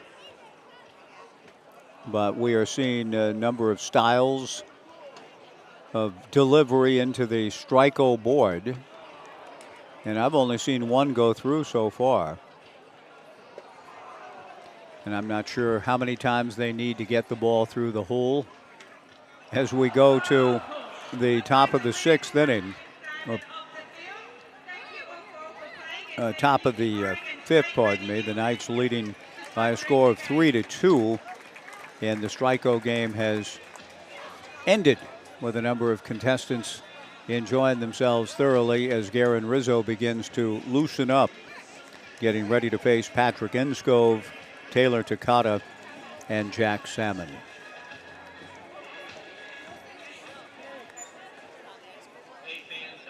one doesn't fully understand or appreciate, and I'm not sure that I did. I was still very young in my fandom, July 15th of 1967, but was enough of a fan that when I understood that the Major League All-Star Game was coming to the Big A in Anaheim Stadium, and I was on it early with my dad. I remember, Dad, the All-Star Game's coming, the All-Star Game's coming. Can we go? And he got tickets for the both of us. July 15th of 67. I remember it was a work day, a Tuesday night, and the traffic, as I think you may have heard and maybe even experienced from time, it can get fairly thick in Southern California. And can you believe this? I still can't when I think about it. My own parenting days. My dad, I said, we were about a mile from the entrance to the parking lot to the stadium. I said, Dad, give me my ticket. I'll run in and meet you at our seats. And he said, okay. Different times. Patrick Enskov, a chopper to third, fielded by Thomas Ferraggiaro. He fires across to Coulter McAnally for the out. One away in the top of the fifth, and Taylor Takata, who's flied to left and hit a Baltimore chopper off the plate for an infield single, comes to the plate now. But it wasn't even batting an eye. It wasn't like, oh, son, I don't know. He just, yeah, good idea, he thought. He didn't want me to miss any of the game. And I think he got in there by the third inning. I made it in time to see an early home run. 2-1 National League in 15 innings, and all 3 runs scored on solo shots, a precursor to the year of the pitcher the following year. Willie Mays was out there. Mickey Mantle was there. I don't think I fully understood the greatness that I was seeing. Roberto Clemente. No balls and 1 strike. Rizzo back to the plate. Good breaking ball. A really good breaking ball. Called ball 1. And again, Brooke Knight is inquiring as the count goes to 2-1. Brooke is asking, where did it miss? And I'm not sure he's getting a satisfactory answer from home plate umpire Isaac McAllister. 3-2 Knights in the fifth. The 2-1 pitch cued up along third, foul. And that'll keep the count even at 2 balls and 2 strikes. I'd have to check the fine print on the details. They're a little hazy now, and I haven't for a long time, but trying to remember who hit the home runs. I think Richie Allen won, maybe Tony Perez won it with a 15th inning home run in the top of the 15th for the National League. 2-2 breaking ball poked over the leaping try of Peyton Miller into right field for a base hit. Taylor Takata with a 1-out single, and that'll bring Jack Salmon to the plate. Jack has struck out and been hit by a pitch. 3-2 Knights in the top of the 5th inning.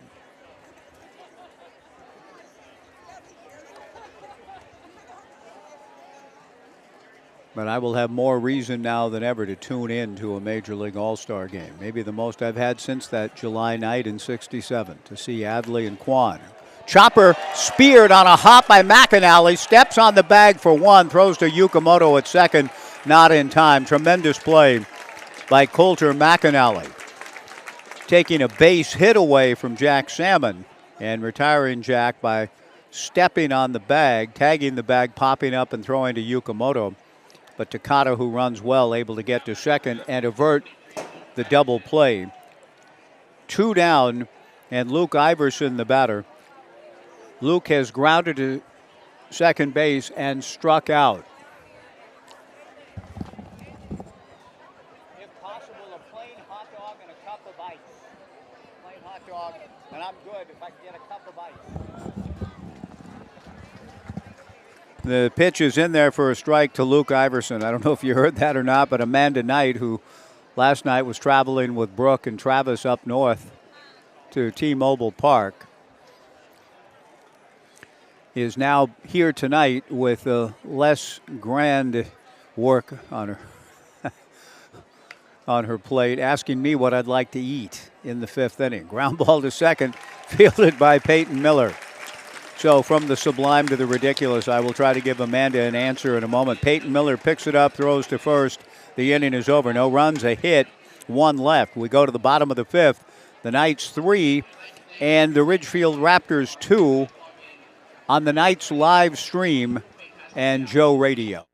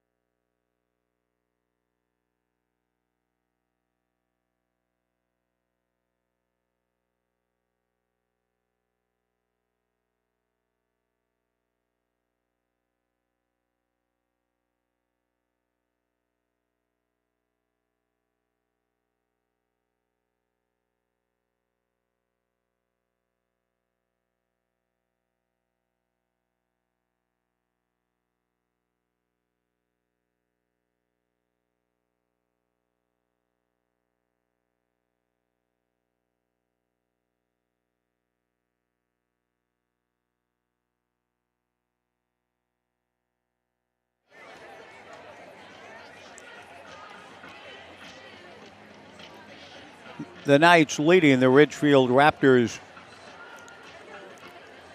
3-2 as we go to the bottom of the 5th inning. Dylan Stewart takes over pitching chores for Cole Triba. Dylan out of Pepperdine from Alameda.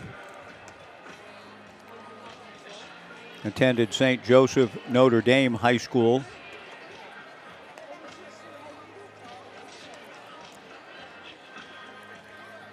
Appeared in 11 games in his freshman campaign for the Waves. And we saw Dylan briefly in last night's ball game.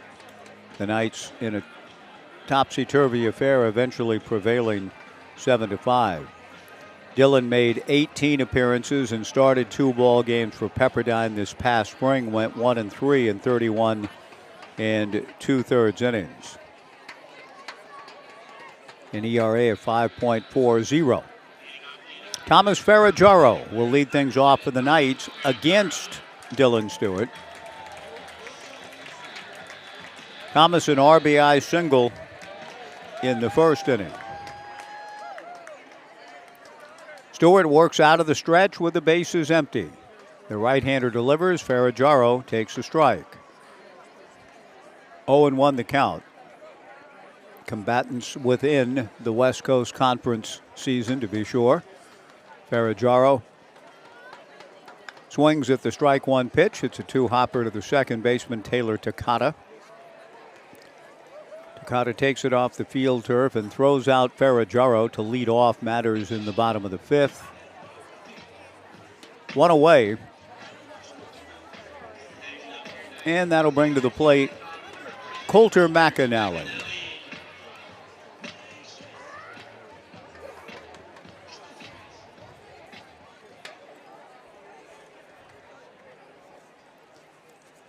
Coulter, the right-hand hitting first baseman tonight, swings at the first pitch. It's a 2-hopper short hop by Nunez at the hole at short. Nunez picks it cleanly and throws over to Richard Tejeda III for out number 2. Quickly 2 down in the bottom of the 5th inning. Tyler Howard aboard on an error and bounced into a fielder's choice will be the batter. Nice to see, as I mentioned earlier, I just saw Olivia heading into the McGrath family press box. Her father, John Lukrofka, will be heading to Paris soon to cover basketball for the Olympics. His 4th Olympiad in that role. Tremendous videographer, cameraman. The first pitch missing high to Howard, in fact, over his head, ball 1. John Lukrofka, Oregon State graduate, has worked many games at Parker / Reeser and at Gill. Howard takes just inside, ball 2. His work for the Golf Channel, HBO Boxing, headed to Paris soon. 20 years in Blazer broadcasting, travels with the Blazers for all of their telecasts. Here tonight with his daughter Olivia, who works in the night staff and cheering on the Knights. Good ball game, big crowd, beautiful night for baseball. The 2-0 pitch to Tyler Howard, missing for ball 3. 3-0. Peyton Miller on deck, 2 down, nobody on. Stewart to the plate. The 3-0 pitch is a strike to Tyler, and the count 3-1.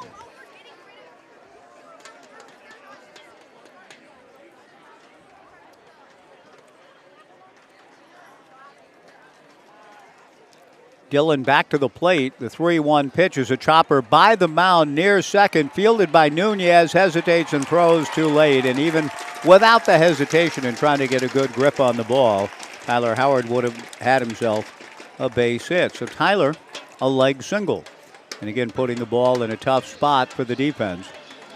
Peyton Miller, who has tried to sacrifice and did so unsuccessfully and then popped out to second, will be the hitter. 3-2 Knights, bottom of the 5th inning. The Knights taking the opener of the series last night. The series concludes tomorrow on Independence Day at the Ridgefield Outdoor Recreation Complex. The pitch is swung on and hit foul right over my head, and 3 urchins walking obliviously. The ball landed between the 3 of them by inches. And now they chase it down as they just don't understand how close they were. How close they were to a little bit of pain. But now they're big smiles as they chase the foul ball down after all. The strike 1 pitch is punched into shallow right field. It's a long run, but not too long for Hunter Kashke. He chases it down and flags it down for out number 3. And the inning is over. No runs, a hit, 1 left. We go to the 6th on this Oregon State Credit Union fireworks night at the ballpark. The Knights 3 and the Raptors 2 on the Knights live stream and Joe Radio.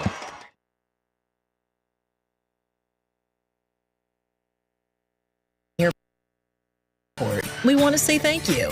Thank you to our community for choosing us to connect you to many destinations, other cultures, your families, and friends. Thank you to our dedicated and professional staff for ensuring the airport experience is excellent. And thank you to local residents and businesses for making us who we are. We are proud to serve you, our region, and beyond. Together, we continue to grow and thrive. Thank you for flying local and for flying EUG. Knights fans, looking for an amazing deal? Come down to Wilson Motors. Visit us today and get free tickets to Wilson Motors Night with the Corvallis Knights on July 24th. It's a night you won't want to miss. Exciting baseball, great company, and fantastic giveaways. While you're here, check out our wide variety of vehicles. From sleek sedans to rugged trucks, we've got something for everyone. Wilson Motors, your one-stop shop for unbeatable deals and unforgettable nights. Hurry in and score your tickets today at Wilson Motors on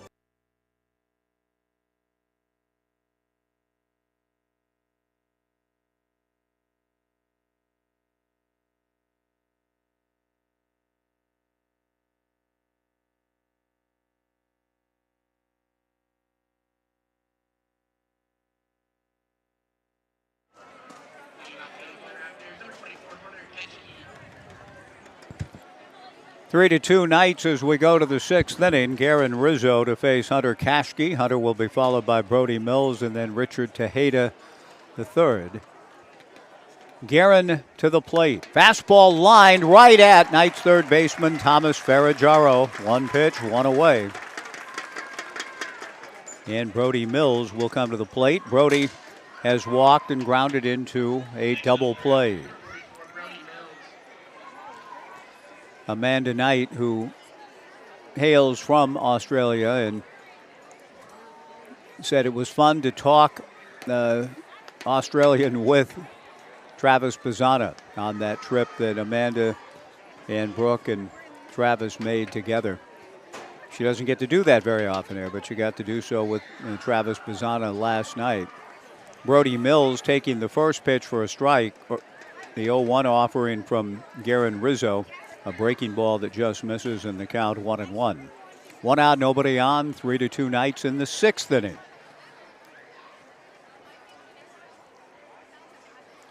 Garen back to the plate. Fastball hit foul off third. Ferraggiaro comes as far as he can, runs out of room. The ball lands in the seats. The count goes to 1-2.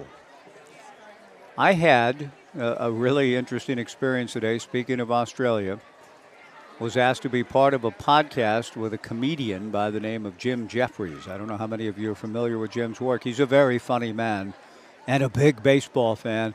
And on the podcast today, we talked a lot about Travis Bazzana. The 1-2 breaking ball swung on and missed for strike 3.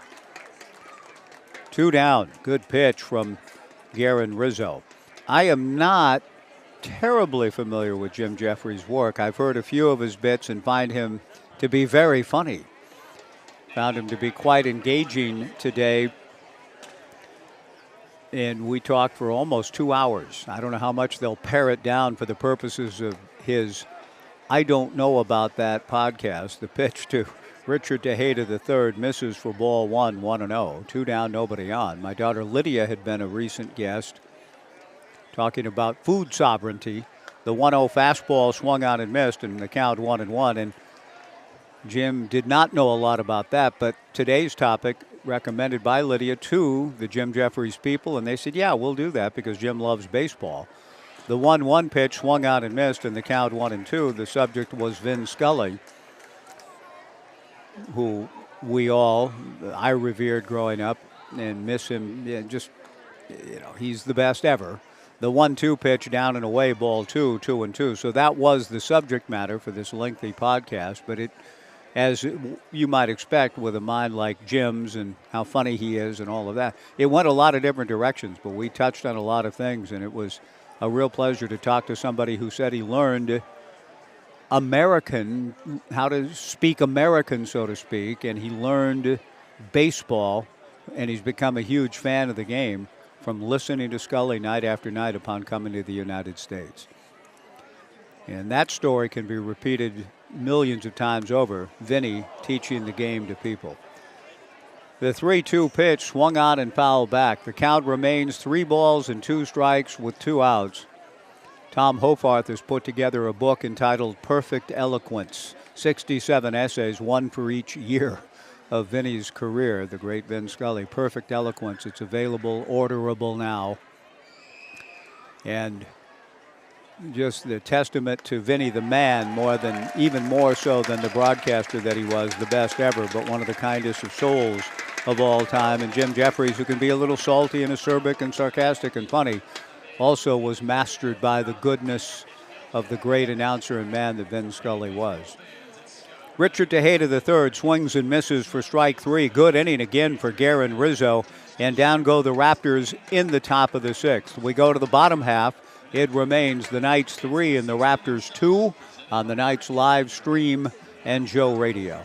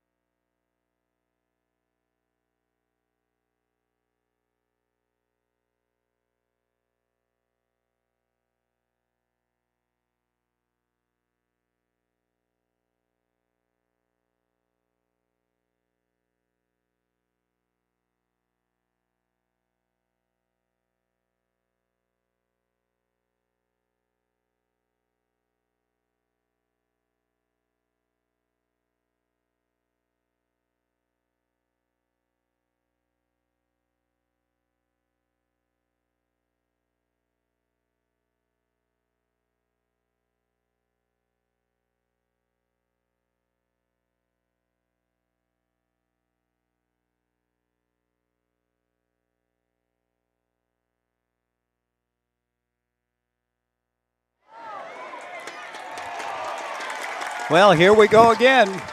Tai Yukamoto swings at a 1-0 pitch and lashes it back up the middle into center field. Base hit. A leadoff single for Yukamoto, who singled to right and now has singled to center twice. A leadoff singleton for Yukamoto here in the bottom of the sixth, with the Knights leading 3-2. Striking it off of Dylan Stewart, and Yukamoto will almost certainly look to run now. I don't think that Brooke would take the bat out of Blake Wilson's hands. Blake tripled in his last at-bat to drive in Yukamoto. 3-2 Knights. Blake does show bunt, takes a strike, and the count 0-1. That's a little surprising to me because it strikes me as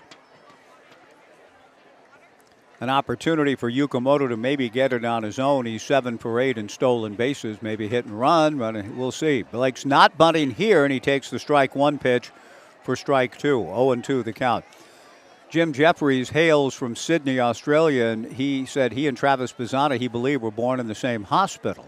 And he said he's going to be watching the draft very closely and connect with Travis. He already has Instagrammed him. Fastball up and in, and the count 1-2. Amanda, who just delivered me the hot dog and beverage, hails from Perth, which, I glanced at my map on the wall today just to see, okay, Perth, Sydney, it's not a little drive. The pitch on the way is grounded slowly into shallow right field. Takata knocks the ball even further into shallow right on a dive, but not far enough for Yukamoto to advance. Ty stops at second. Blake Wilson, a ground single to the 4-hole in right. 2 on and nobody out in the bottom of the sixth. Kaysen Consarenia, the batter. I asked how far Perth was from Sydney, and Amanda said it is 2,000. I guessed about 1,500 miles. She said it's 2,400. 2,400 miles.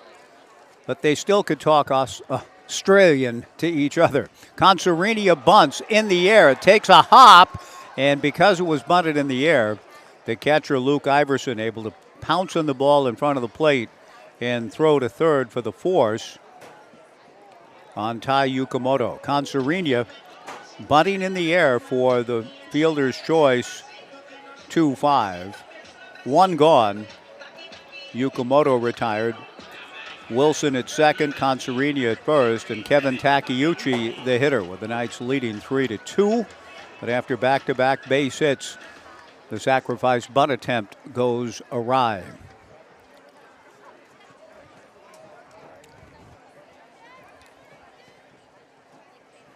The pitch to Takeuchi in there for a strike, and the count 0-1. The resourceful people with the Jim Jeffries party and the I Don't Know About That podcast found a clip of the great Vin Scully, who he didn't second guess umpires, he didn't second guess managers or coaches. He was everybody's friend in that sense. The 0-1 pitch on the way, swung on and missed, in the count 0-2. He always looked with Eric Idle on the bright side of life, and just a winsome, wonderful personality that everybody loved, and he was for everybody. He lived out kind of a Philippians 4-8 approach to life. The strike two pitch swung on and fouled back, and the count remains 0-2. If there's anything praiseworthy, anything virtuous, anything good, think on those things, talk about those things, try to live in those things. Beautiful man and the greatest ever at the craft. But they found a clip of him second-guessing Joey Amalfitano for bringing a runner when he should have held him. And I heard it, and I'd never heard it before, and it pleased me. The strike two pitch hit foul off first. 3-2 Knights, bottom of the sixth. The hit foul off first off of Dixon Rec, then off of the Omaha Room, and a pinballing around the stairwell back in the ballpark. That ball had an interesting life in its own right. But I couldn't believe what I heard. Vin Scully saying, and Amalfitano's going to bring him to third, and he's out from here to, he mentioned some town I couldn't quite hear. The strike two pitch poked to center field, base hit. Blake Wilson rounding third. The throw to the plate is a good throw from Desan Harris, and Wilson is out at the plate. 2 down. Nice play by Desan. A one-hop base hit into center. Harris was playing fairly shallowly, and the young man out of the University of Oklahoma flashes some good defensive skills.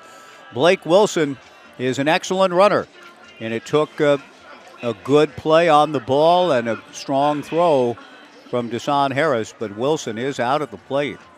2 down on the play. Consarina into third. Kevin Takeuchi with a base hit to center. Luke Lavin, the batter, against Dylan Stewart. And the pitch to Luke is hit slowly up along third. Enskov charges, gloves, and throws to first. And the Knights had a very promising inning. First and second, nobody out, and things did not work out for the Knights as the way the inning looked when it began. It looked like the Knights might be able to kind of pull away and put this thing close to on ice. It didn't happen. Good defensive work by the Ridgefield Raptors. The inning is over. And I'm not going to go Scully on Amalfitano on Brooks sending Wilson. What's he doing sending him? But I was glad to know that at least the saintly Vinny had that in him to occasionally get a little, what? But it took, the producer said it took him a long time to find a clip like that. I believe it. The Knights get 3 hits in the inning and nothing to show for it. And on this 3rd of July, Ironhead Roofing asking for fans to stand and thank our veterans. On this 3rd of July, a day ahead of Independence Day, and standing ovation given as the veterans asked to stand, and the people all over this sold-out ballpark providing a proper salute to these great young men and women, some young, some not so young, but standing and receiving from this big crowd tonight a degree of recognition. We go to the 7th. It's the Knights 3 and Ridgefield 2 on the Knights live stream and Joe Radio.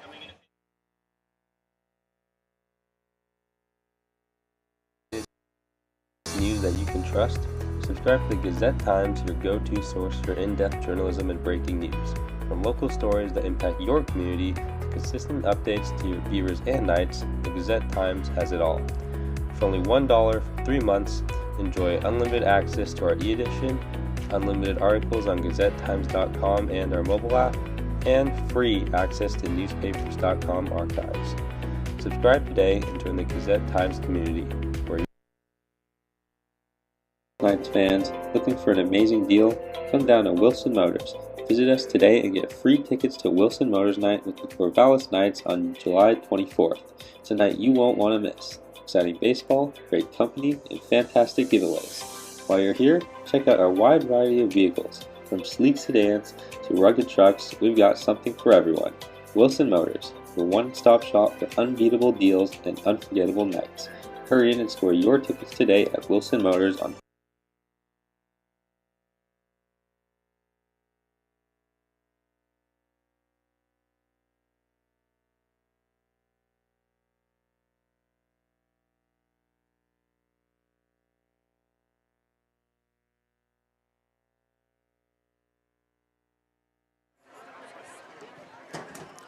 Through 6 innings at Goss Stadium at Coleman Field, the Knights 3 runs, 8 hits, and no errors. Ridgefield 2 runs, 4 hits, and 1 error. Caden Siegel is the new pitcher for the Knights, and he misses to Julian Nunez on his first offering. The 1-0 pitch hit foul into the seats on the right side. The ball lands in the upper grandstand above the Jack Riley concourse, a little to our right.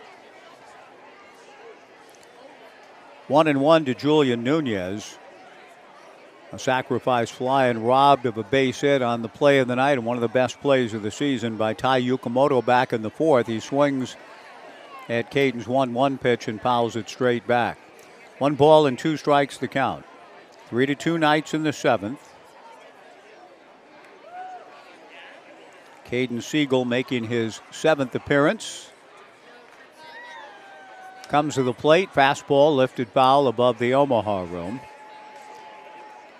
Caden has started 2 games. He's worked 18 2/3, allowed 12 hits, 3 runs, all earned, 2 walks, 13 strikeouts, a record of 3-0, an earned run average of 1.44. He delivers a 2-hopper to third. Ferraggiaro fields and throws to McAnally. Good stretch by Coulter for the out, 1 away. And the batter will be Deshaun Harris, who just came up with a big-time assist from center field in the bottom of the 6th inning. Deshaun at the plate has grounded to short and popped to short. 3-2 Knights in the 7th. Caden Siegel following Garen Rizzo and James DeCramer delivers a one-hopper back of third, a backhanded stab by Ferragamo. Gets up and has no play, but he did a good job to get to the ball, because if he doesn't, that's going to be an extra base hit for Deshaun Harris. No chance to throw out the fleet Deshaun Harris after diving into foul territory to spear the baseball. But Ferrajaro's efforts prevents the tying run from going to second. Patrick Inskove, the hitter, 3-2 Knights in the top of the 7th inning. Caden to the plate, good fastball in there for a strike, 0-1. Caden Siegel and Tyler Howard, the Knights battery. Coulter McAnally at first, Peyton Miller at second, Ty Yukamoto at short, Thomas Ferragamo at third, Kason Consarina in left, Blake Wilson in center, Luke Lavin in right. A throw to first base, and Deshaun Harris back to the bag. Closing the book on the Bizana story from Jim Jeffries' standpoint. Jim has reached out to Travis. They're becoming friends via social media, and Jim Jeffries will be a big-time backer of Travis in the days ahead. Enskove with Deshaun Harris going, hits a high pop fly. The ball lands in shallow center away from Blake Wilson, but then picked up for a force out on Deshaun Harris after all on a wild play. Harris was going on the pitch. Blake Wilson had a lot of turf to cover and couldn't make the catch, but Harris, who thought that Wilson would catch it, turned around and headed back to first as the ball landed in front of Blake, and then was picked up, I think, by Luke Lavin, the right fielder. It might have been Peyton Miller. I'm going to have to double check on that. But the force out was recorded on Deshaun Harris at second. And now a throw to first by Caden Siegel, with Taylor Takata at the plate, sends Patrick Enskove back to the bag. 2 down. The pitch on the way to Takata. Fastball for a strike. 0-1 the count.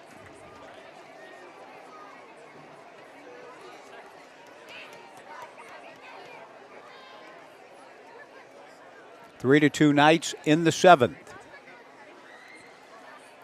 Caden throws to first to McAnally. They should have the runner picked off, but Coulter's throw was high, but then oversliding the bag at second and getting tagged out is Enskove, and the inning is over.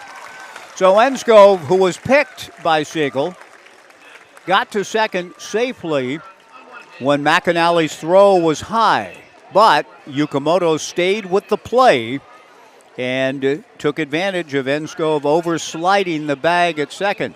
We've had some interesting adventures on the bases here in the last couple of half innings.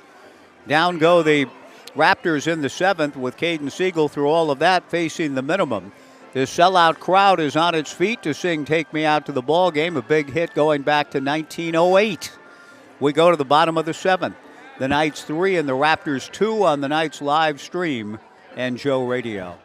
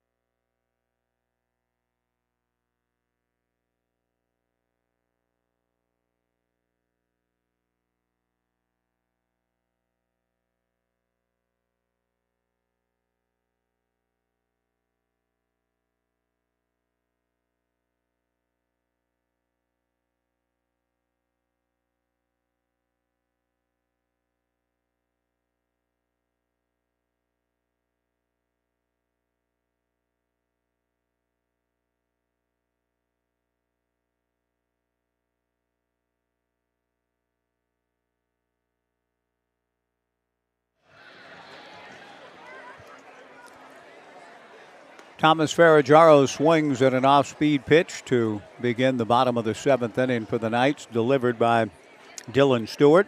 0-1 the count, swinging and missing. Ferragaro, an RBI single in the first, has been hit by a pitch and grounded to second. Stewart back to the plate, just misses. 1 ball and 1 strike to Thomas. He'll be followed by Colter McAnally. And then Tyler Howard before an announced crowd of 3,306 on fireworks night. Ferragaro takes a strike, and the count to Thomas. 1 ball and 2 strikes on a gorgeous night for baseball, and crowd having a tremendous time. The 1-2 pitch hit foul to the left and out of play. That's one of the things underscored beautifully by Hofarth and by the essayists in perfect eloquence.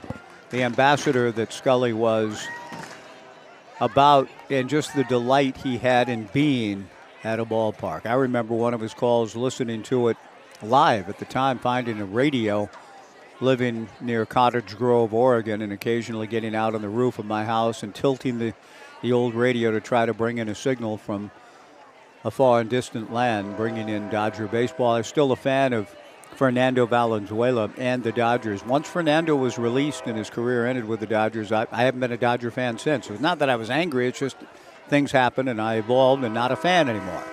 2-2 pitch swung out and missed by Ferragaro, strike 3, 1 away. I know that's heretical. I know that I should have stayed with my first love forever. I haven't. I didn't. I don't really, I like the Mariners. I like Adley. I like Quaney. I like Matt Boyd. I like Conforto. I like Jacoby. I like the Red Sox. Okay. But when I was still a fan and trying to listen to games when Fernando was pitching, I remember one night just the joy in his voice. Fernando got a base hit against the Giants in that amazing year of '81 when he opened 8-0 with 5 shutouts. McAnally taking high, ball 1, 1-0. 3-2 Knights in the bottom of the 7th. Breaking ball in there for a strike, and the count 1-1 to Colter, who has grounded to short, struck out, and grounded to short again.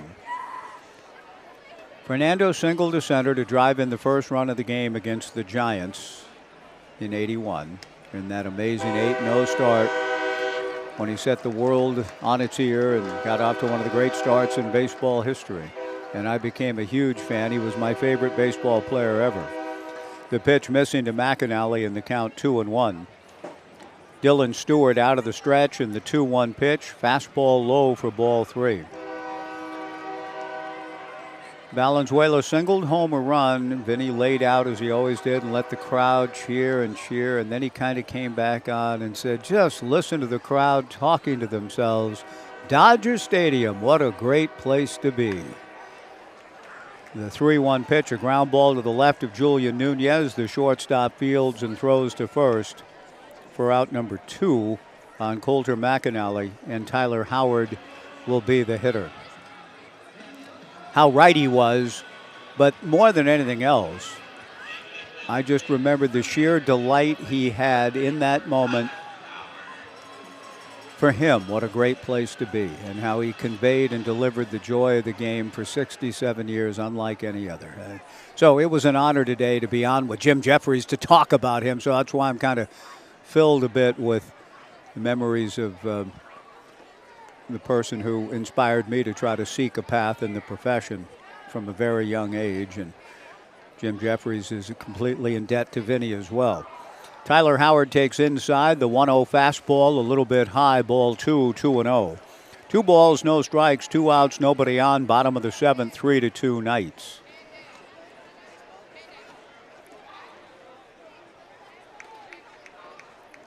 Dylan Stewart, following Cole Triba, delivers a breaking ball a little bit high, ball 3, 3-0. 3,306 at Goss Stadium at Coleman Field. And Goss Stadium at Coleman Field, what a great place to be, no doubt of that, again tonight. The 3-0 pitch down the middle for a strike, and the count 3-1. This has been such a wonderful addition to our community and our summers together. Yeah, there'll be a lot of floating in the river this weekend in the triple-digit heat. But folks have fallen in love with this place in Knights baseball through the years here. The 3-1 pitch to Tyler Howard misses high and inside for ball 4. Tyler drawing the 2-out walk. He's been on base 3 or 4 times. Peyton Miller, the hitter. Miller attempted to sacrifice in the second. Bunted into a fielder's choice, is popped up to second and flied to right.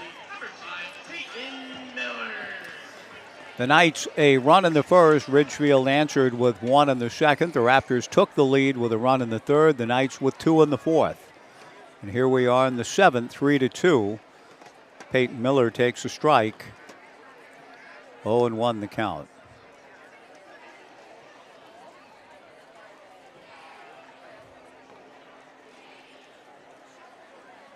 Ty Yukamoto, the on-deck hitter. Ty is 3 for 3.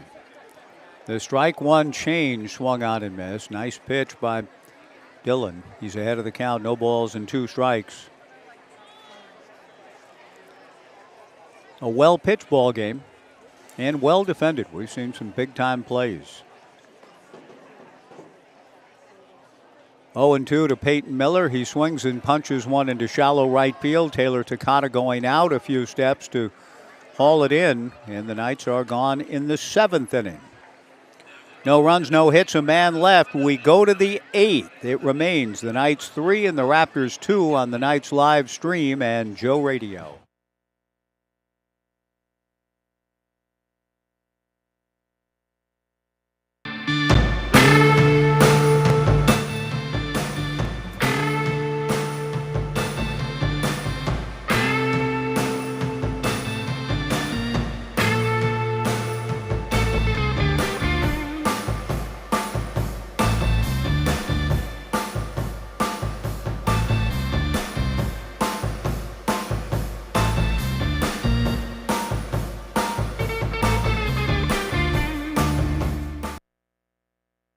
At Eugene Airport, we want to say thank you.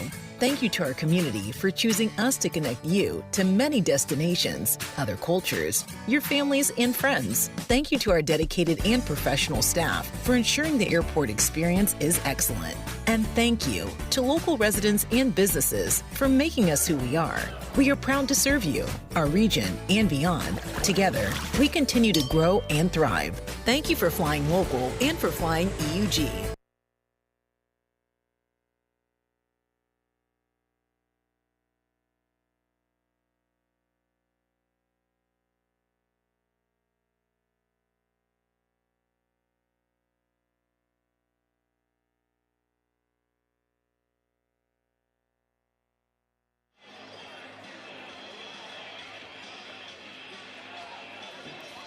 Three to 2 Knights as we move to the top of the 8th inning.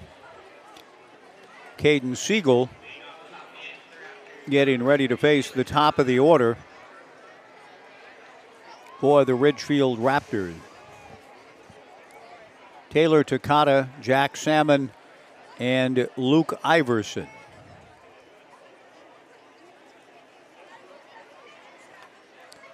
First pitch is in there for a strike to Taylor.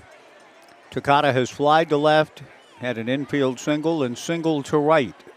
3-2, top of the 8th. Caden to the plate. Fastball, a ground ball near the bag at second. Fielded by Yukamoto. Throws low, but it's dug out nicely by Coulter McAnally. 1 away. Jack Salmon will be the hitter. Jack has struck out, been hit by a pitch, and robbed of a base hit. Maybe even an extra base hit on a good play by Coulter in the 5th. Caden to the plate. Jack takes a strike. 0-1 the count.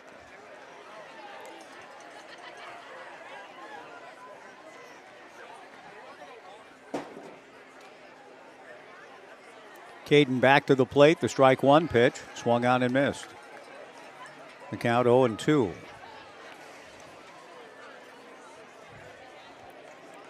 Luke Iverson on deck. Still pleasant night here in the Mid-Valley. Strike 2 pitches. Swung on and missed for strike 3. That adds to the breeze a little bit, but there hasn't been much of it tonight here at the ballpark.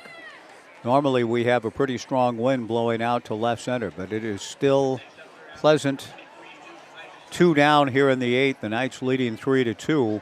Luke Iverson, the batter. Luke is 0 for 3. But we are heading into the big heat. The pitch pounded foul at the plate by Luke Iverson, 0-1 the count. And warnings are going up everywhere, and rightly so. But tonight is nigh unto perfect, just in terms of, I think today's high was 80, 81 maybe. 91 tomorrow, but maybe triple digits throughout the valley and in the southern parts of the state. Medford, Grants Pass, I think I read like 110, 112 coming. The pitch missing in the count, 1-1. Caden delivers, change, pulled foul outside of first. 1-2 the count, 2 down. And we may see triple digits here. We have sent out the invitation. We live fairly close to one of the wonders of our valley and area, the Willamette River, and floating the river is such a pastime for us for all the years we lived here, about 26 now in the city. The 1-2 pitch hit foul to the left and out of play, living on the river or close to it for the last 15. So we have the tubes. We do have the tubes. Somebody may have the meats. We have the tubes. And we invite a lot of people to come use the tubes, and off we float, and we're looking forward to it the next several days. We're back with you Sunday at Hamlin Sports Complex for a 7:35 baseball game, the Knights and Springfield Drifters. Caden just misses on the 1-2 pitch. Now comes 2-2. Swung on and missed for strike 3. The throw goes to first base with a strikeout on Luke Iverson. And Caden Siegel strikes out Salmon and Iverson to end the 8th and retires the side in order. We go to the bottom half of the 8th inning. It's the Knights 3 and the Raptors 2 on the Knights live stream and Joe Radio.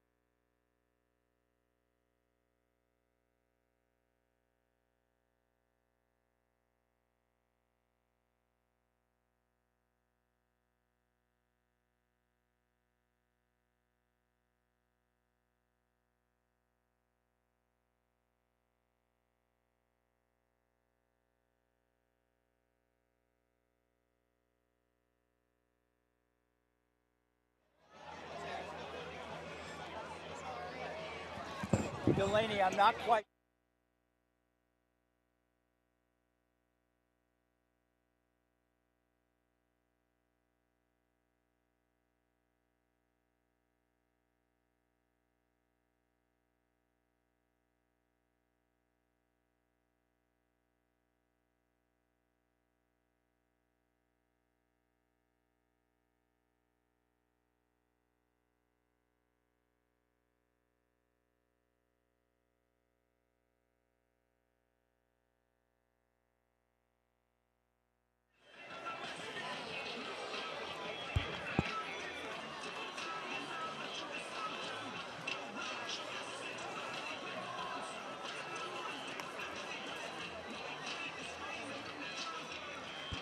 We move to the bottom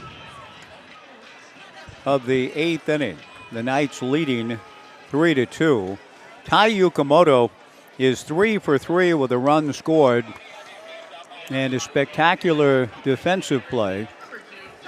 If the Knights go on and win this ball game, we have some good candidates. Delaney's sitting here waiting by my side wondering who our Washington Park Advisors player of the game is going to be. Yukamoto, Blake Wilson.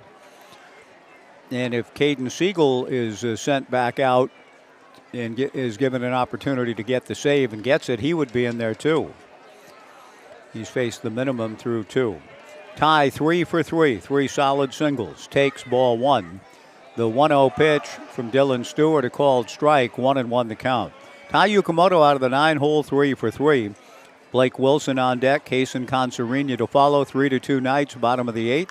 Yukamoto swings and pokes it into center field, and he just clinched it. Ty Yukamoto is 4 for 4 with a great defensive play, so I think we're going to go with Ty, even though there's been some good competition for the coveted distinction of the Washington Park Advisors Player of the Game. We appreciate Washington Park Advisors' annual support and sponsorship of the Player of the Game. And Ty, at 4 for 4, the leader at the moment. And the defensive play, too, just added to it. Now Blake Wilson, the hitter, and he shows bunt, and he pushes the bunt foul up along first. 0-1 the count.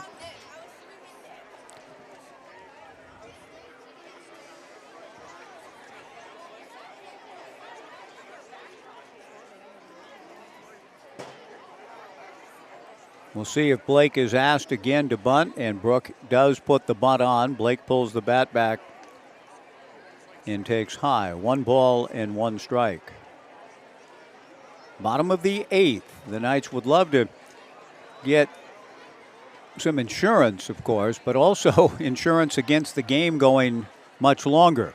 Wilson bunts, a great bunt up along first. Fielded by Tejeda, the third, and the throw to the second baseman. Takata covering is dropped, but Wilson's going to be called out for running in on the line or in fair territory and not in the designated lane. And that's a heck of a note for Wilson and Brook Knight and the Knights. And Brook is disputing the call, but the home plate umpire, Isaac McAllister, calls Blake Wilson out after Blake put down a beautiful bunt. The argument being that Blake did not run in the designated lane. The lane begins halfway up the line, and the runner is required to run in that lane and not on the line when there's any sort of possible play behind him being made by a fielder. And Brooks taking the case up. He may try to convince Isaac McAllister, the home plate umpire, to visit with his partner Billy Yeager about the call, but it is the home plate umpire's call, and he has called Blake Wilson out. Now, Blake isn't going anywhere. He stayed at first base, and the out stays in the books. After the argument, Isaac McAllister calls Blake Wilson out again, and Isaac hears from 3,306. Yukamoto has to go back to first. Blake Wilson is out on interference in the failure to run in the designated lane.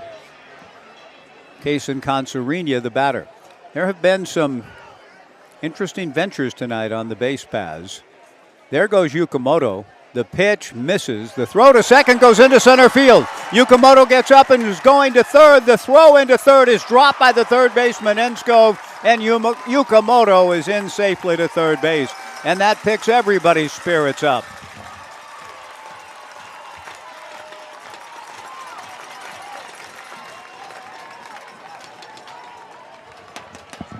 After the disappointment of the call on Wilson, rendering Blake out for not running in the proper lane, Yukamoto just immediately says, no problem, I'll steal second. Well, he did that, and then the throw from Luke Iverson went into center. Deshaun Harris uncorked another strong throw from center field. Would have been close had the third baseman held on, but he didn't. And now the 1-0 pitch missing inside. Enskov not able to receive the one-hop throw cleanly. And Yukamoto at third with one out. 1-0 fastball missing to Concerina. 2-0 the count. Chris Cota brings his infield in. The 2-0 pitch from Stewart a strike on the breaking ball, and the count 2-1. Magdaleno, he was announced, and I apologize. This is Isaiah Magdaleno. He was announced as Dylan Stewart, and I've been calling him Dylan Stewart this whole time. My apologies. It's Isaiah Magdaleno. The 2-1 pitch is hooked foul towards the TNT Builders party deck down the left field line. I just took it, and I think the public address announcer, and when I'm not in the booth, I don't always have the access to some of the information, and I'm not in the booth. And my iPad, a lot of things. Anyway, this is Isaiah Magdaleno, not Stewart, and he's been in. The relief pitcher, not Dylan Stewart, after picking up for Cole Triba. And Isaiah's pitched very well since coming on in the 5th inning. We're in the bottom of the 8th. Pitch fouled away by Consarinia. Yukamoto at third, 1 out, 3-2 Knights. Magdaleno ready and comes to the plate. Breaking ball pulled foul past Brooke Knight. And the count remains 3 balls and 2 strikes. So my apologies indeed to the Magdaleno family and for not having the proper recognition of a guy that's pitched a beautiful ball game. Isaiah has been strong in relief, 6'3", 220. Delivers a check swing on appeal. Swing, says base umpire Billy Yeager. Strike 3, 2 down. And when I say a beautiful game, he has, and so did Cole Triba, just in terms of minimizing damage. The Knights feel as though they should have a bigger lead than they do. Kevin Takeuchi will be the hitter, trying to make sure the Knights do not squander a possible insurance run at third. Isaiah delivers, and it's popped up, and it looks like a squandering will take place. Backing up as Taylor Takata defers to the right fielder, Hunter Katchke, who makes the catch. And Isaiah Magdaleno, 6'3", 220, out of North Hills, California, and a competitor at the University of Hawaii, continues his strong work. He goes 4 innings and has kept Ridgefield very much in the play to come back and win this ball game. Now, Caden Siegel is 3 outs away from a big-time victory. We'll see if Caden can come up with it when we return. To the 9th we go, 3-2 Knights on the Knights live stream in Joe Radio.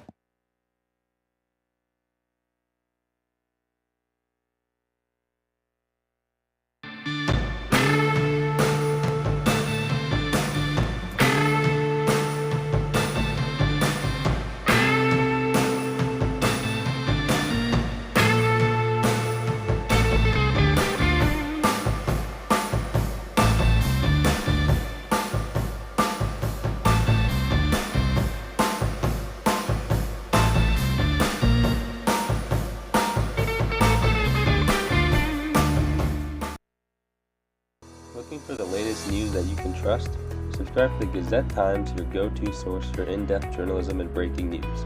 From local stories that impact your community to consistent updates to your Beavers and Knights, the Gazette-Times has it all. For only $1 for 3 months, enjoy unlimited access to our e-edition, unlimited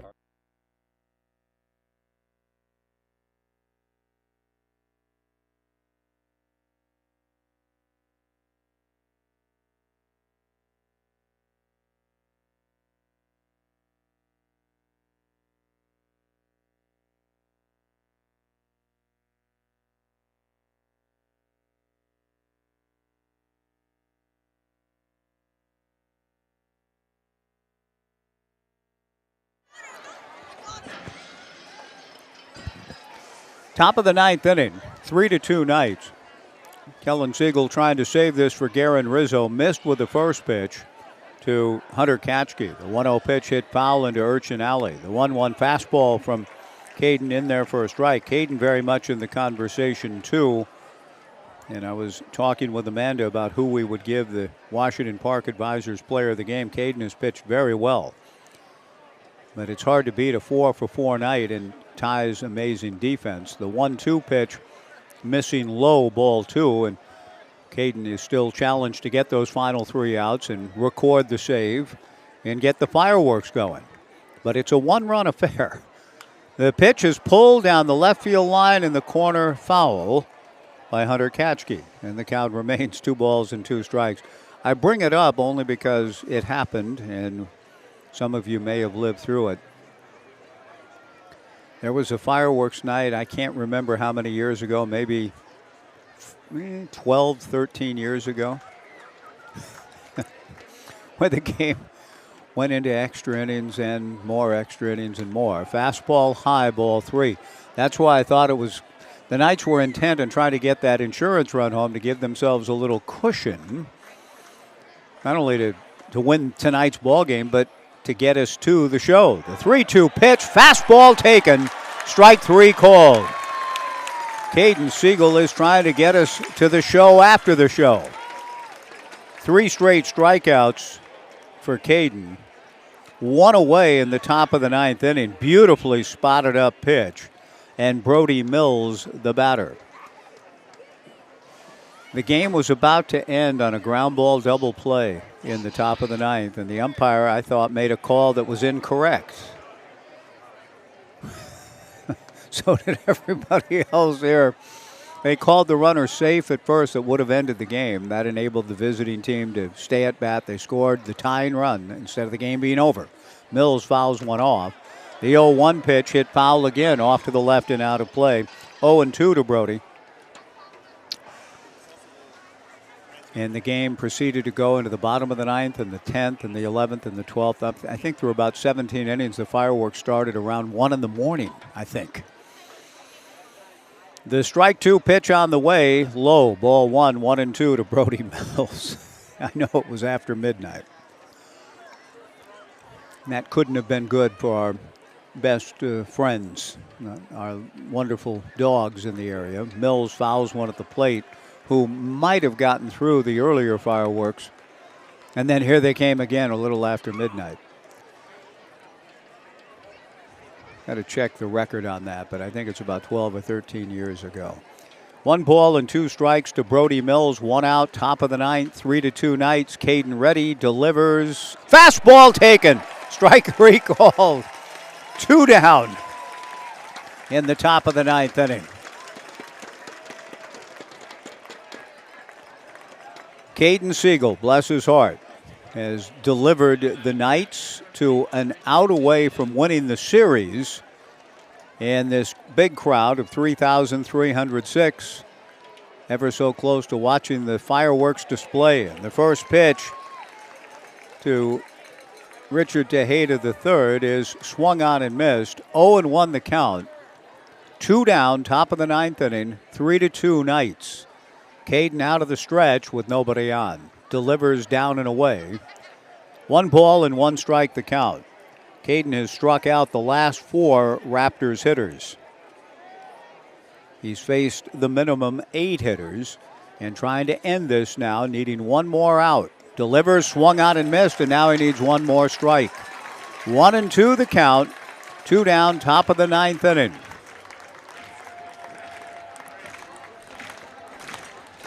And the fans, a very similar sound here during Beaver games in the spring, making the noise to try to help Caden, and they do, and he gets it done. Fastball swung on and missed for strike 3. The inning is over, and I don't know, Evan, if you can get to the announcement of the player of the game. We need to make co-players of the game tonight. We need Ty Yukamoto and Caden Siegel as our Washington Park Advisor co-players of the game, because Caden strikes out the last 5 batters that he faces, and he deserves recognition with Ty Yukamoto. Co-Washington Park Advisors players of the game, Ty Yukamoto and Caden Siegel, who gets the save and strikes out the last 5 Raptors hitters to get there. Good ball game. A very entertaining game, to be sure. A crowd of 3,306. Evan, if you could get that information to the right people about the co-players of the game, Ty Yukamoto and Caden Siegel, I would greatly appreciate it.